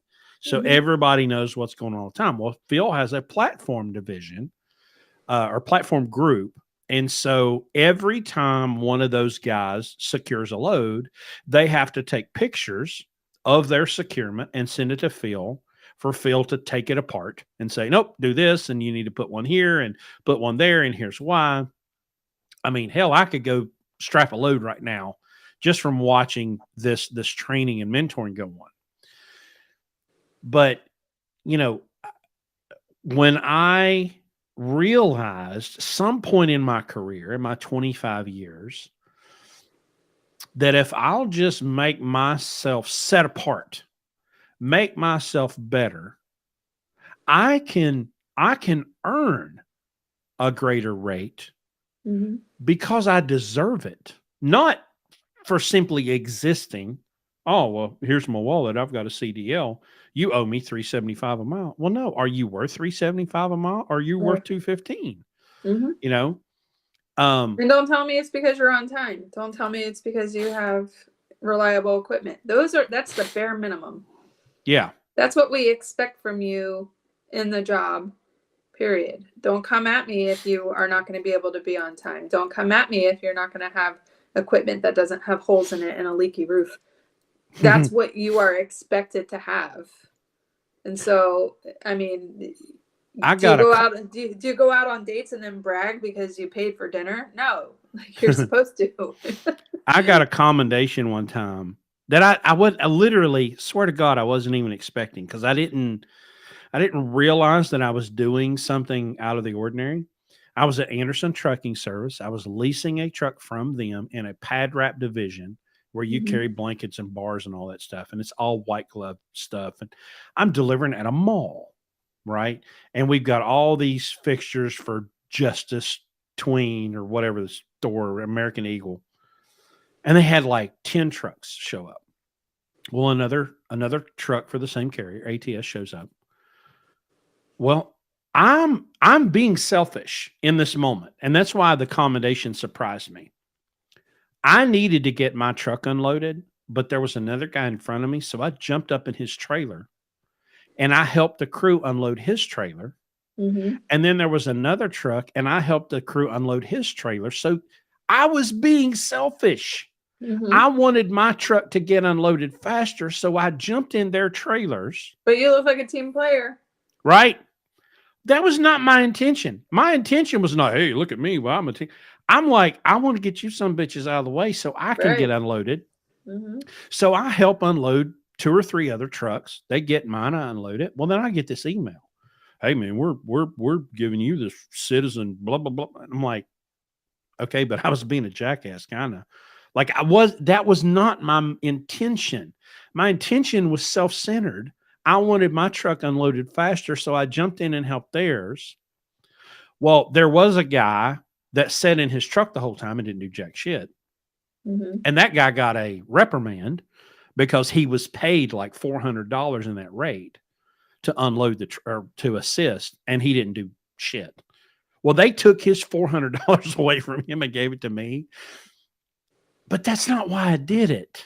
Right. You know, it was in my mind, when I looked at that, and this was 10 years ago, but I looked at that and I went, but what I did was really selfish. My motivation was, I mean, it looked as though, oh, look at me, I'm going to jump in and help unload all these other trucks. Well, that wasn't what I was doing. No. But it taught me the lesson from you. It taught me the lesson that if I'll be customer focused, Mm-hmm. guess what? I get bigger rewards if I'll because ultimately what I was doing was helping them, you know. Yeah, it was selfish. But But trying to help myself. So Evan is asking the question, what kind of things can you do to separate yourself from the pack, which is a little bit of what you're touching on here. So, and I asked that question when I said, hey, when everybody has these blanket rates, what's going to make you stand out? And like, for example, I have a degree in biology. I wanted to be a veterinarian. So in order to go to vet school, you needed to have certain GPA, you needed to have certain grades, you had to have letters of recommendation, and you had to have volunteer internship hours. So if everybody has all of these things, if everybody has all the great grades, if everybody has all the great test scores and everything and all the letters, then what's going to make you stand out to a college acceptance board? That's what I was facing. So same thing applies to you. What's the thing that's going to make you go above and beyond? And that is completely subjective to the kind of customer that you want. Because there was one customer where the only reason why he gave me a chance is because the first time I called, I listened to how he dropped out of high school. And now he's so proud because his son is graduating and he's going to be able to retire in 5 years. And boy, isn't his wife happy about it? And that has nothing to do with freight. Right. Nothing. But he got to talk about himself. Are you willing to do that? Are you willing to build relationships? Are you willing to be communicative? Are you willing to listen to the needs, not like Chris here, with like an intention of getting an in or selfish reasons, but actually building up a relationship so that you know what their needs are and you can anticipate them before they even come up. Like, hey, I know you're moving glass and you're probably going to need an air ride. So, you know, things like that. Know your customer, know what their freight is, know what their lanes are, and anticipate that 3 steps ahead the way that you have to when you're making business decisions anyway.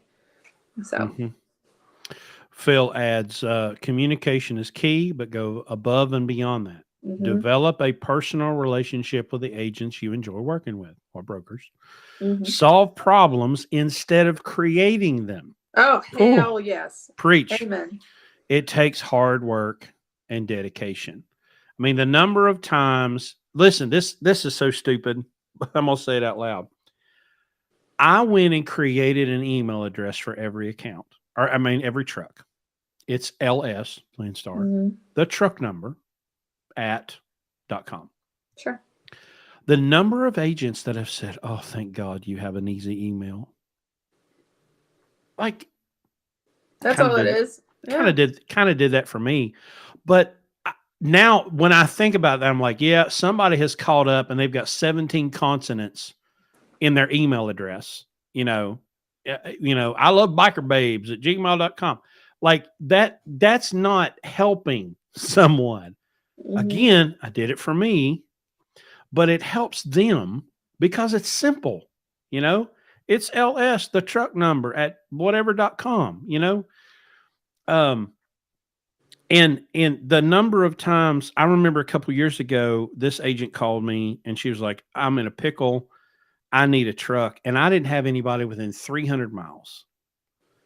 And I deadheaded a truck 350 miles to pick up her load that was absolutely not worth Mm-hmm. the miles that we had in it. It wasn't. But now she says these words to me. Hey, I wanted to call you before I posted this. Mm-hmm. Those are my favorite words in the English language. Sure. When you say you're going to call me first before Mhm. I post it. Well, I've earned that. Yeah. I There absolutely are earned that. there are some loads that I have for my contract that I don't even have to talk to the driver. I just know I send it and they're going to have a truck available to me. You know what I mean?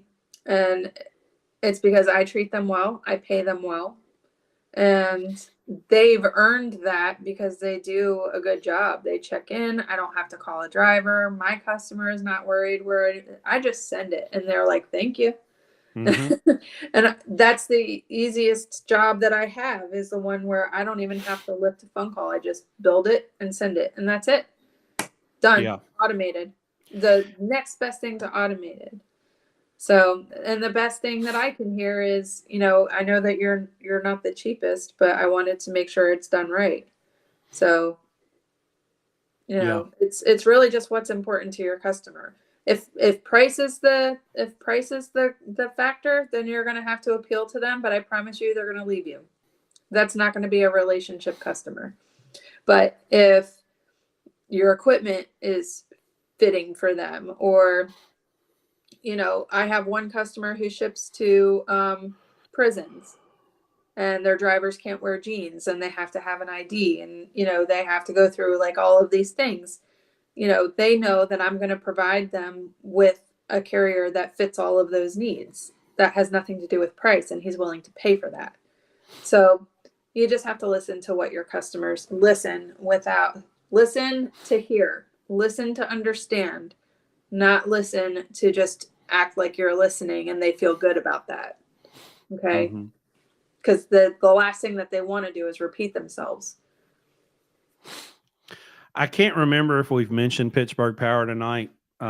We did not. That could have something to do with the copious amounts of alcohol that I've consumed since before the show started.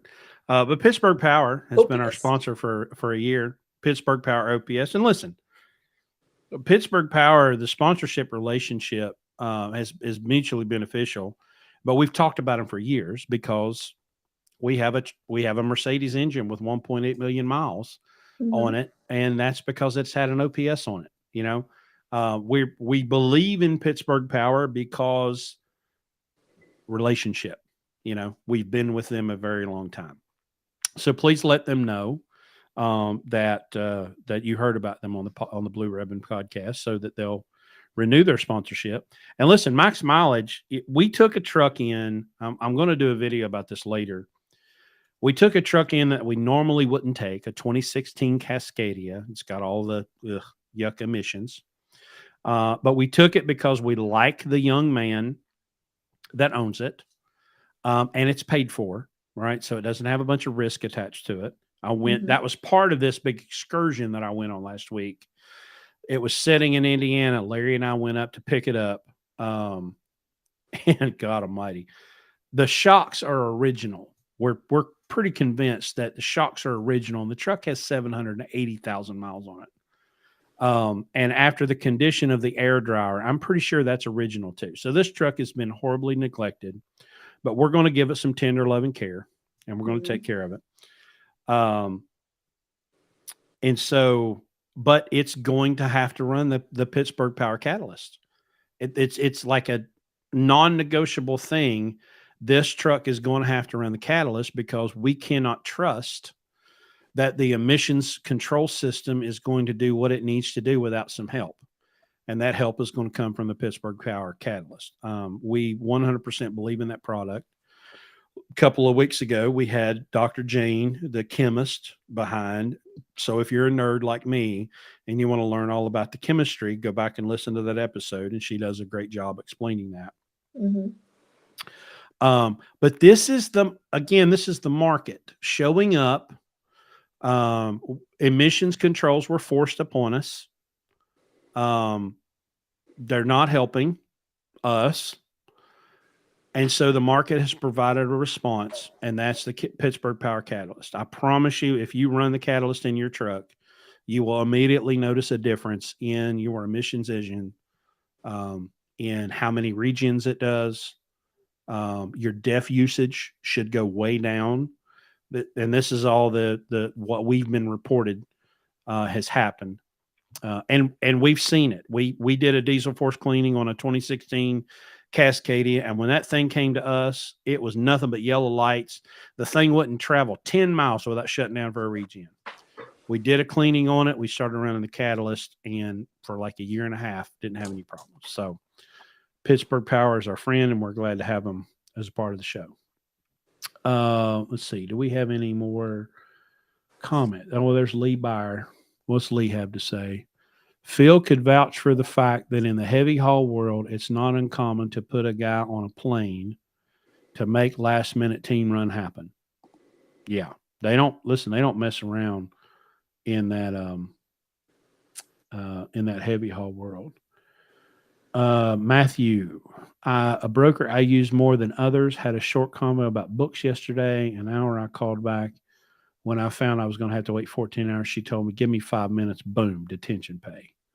That's relationship. Well, that's doing what's right. If you're sitting there waiting, again, it's not about intention, it's about behavior. So if you've been sitting there waiting, then you're owed detention regardless of if it's the shipper's fault or the broker's fault. It doesn't matter. Now, if it's your own fault because you missed an appointment and now you have to wait to be at work in, then don't even come knocking, because you know you're wrong and you're nasty. But if it's the other way around, if it's any of the other two situations, there shouldn't even need to be a 5-minute phone call or 5 minutes between that phone call. It should just be like, hey, I'm here. I made it on time. 14 hours are telling me I got to wait. Okay, I'll pay you detention. Or a layover, or both. You know, that's just the right thing to do. So tell her that it shouldn't take 5 minutes. Well, like at Landstar, because especially when you're dealing with a brokered load, we tell our guys, and this is why we're so adamant and anal about sending the email. If when you arrive on the property, you will send an email that says, I have arrived at the shipper. I have arrived at the shipper. 6 words. Okay. I love getting the email, where's the truck? And I'm like, there. Look out your window, because I know. Read your emails. And then when you leave, I have departed the shipper. Loaded and rolling. Now I have not only an electronic digital trail through email, I can back that up with a GPS tracker. Now, and then if you'll add to, when you sign your paperwork, arrived 8 o'clock, left, departed noon. Well, now I have something I can go to the customer with and say, look, man, we arrived at 8 and we didn't leave till 4. We were there 8 hours. And here's where we arrived, and here's the GPS data to back it up, and here's when we left. But when they won't, well, I'm not doing all that. Okay, well, you're not getting detention. Did that thing just mute me? Did it? Yeah, I think so. It just said you've had enough. Yeah, well, you know. You don't have to go home, but you can't stay here. Listen, there's brokers. They've infiltrated my computer. That's right. Lane Access, are you still here? This is great from Phil. Contrary to popular belief, technology has not killed the good old boy system. That's 100%. That's true. fair. Mm-hmm. That's 100% true. Sure. Because if you know somebody that knows somebody that knows somebody, sure. You know, I'm gonna take it. Well, let me put this one up here. I have a 2016 Cascadia. The catalyst 100% will help. I have just over 1 million miles, and I love Pittsburgh Power. So I had to get that one in there for the sponsor. Definitely. Well, we have gone 2 hours and 18 minutes, and I've enjoyed every minute of it. This has been fun. I can't wait to clip this up and take clips of it and put it on. And piss people off. Yeah. Yeah. But I am 5 beers deep, and my eyeballs are floating. And there's a room next door that I need to visit in a really, really, really bad way. So I appreciate you coming on to fill in for Larry. It's been a great. pleasure. Thanks for having me. Your TikTok content is second to none. So keep it up. Will do. And I will get to work on clipping this one up and see how many people we can offend and upset, because, listen, that's why we're here. Banana peel. The banana peels, yes. Y'all are stuck on the banana peel. I really do run the gamut of all produce. Right. and some proteins. But yeah, you guys really like the banana peel. That was really, I was looking for something and I saw it. I'm like, bananas, you're a banana peel. Yeah. Well, listen, if you're curious about what we do, all the information is on the website at blueribbonlogistics.com. Go read about the masterclass. It's an 18-month program. It's full immersion. We're going to bring you in, put you in a truck, let you experience what it's like to be out here so that you can learn how to make the right decisions. We do have a couple of trucks available. Go to drive the number 4 blueribbon.com. Fill out the form. We'd love to talk to you. But you have to have the attitude of service. You have to be coachable, because we're going to have to tell you that you're probably doing it wrong. And we're going to have to show you the right way to do it, because there is a right way to do it. And that's manage risk, manage expenses, increase revenue, know what you're doing, know what your cost is. Because if someday you want to be that independent that calls Annique someday and wants to do a load for her, you better know what your numbers are. You better know how to run your business, because she's got a finely tuned bullshit detector. Very. Oh my Very God. finely. Just suspend your disbelief and maybe consider that you are not right about everything, because you're not. You could be wrong. You could be wrong. I'm wrong a lot. All right, y'all. I'm going to shut it down. Small World Annique on TikTok. Go follow her. Check out Pittsburgh Power. Thanks for all the love, guys. Go donate to Carl's Fund Me. I'm going to go to the bathroom and then probably go to bed.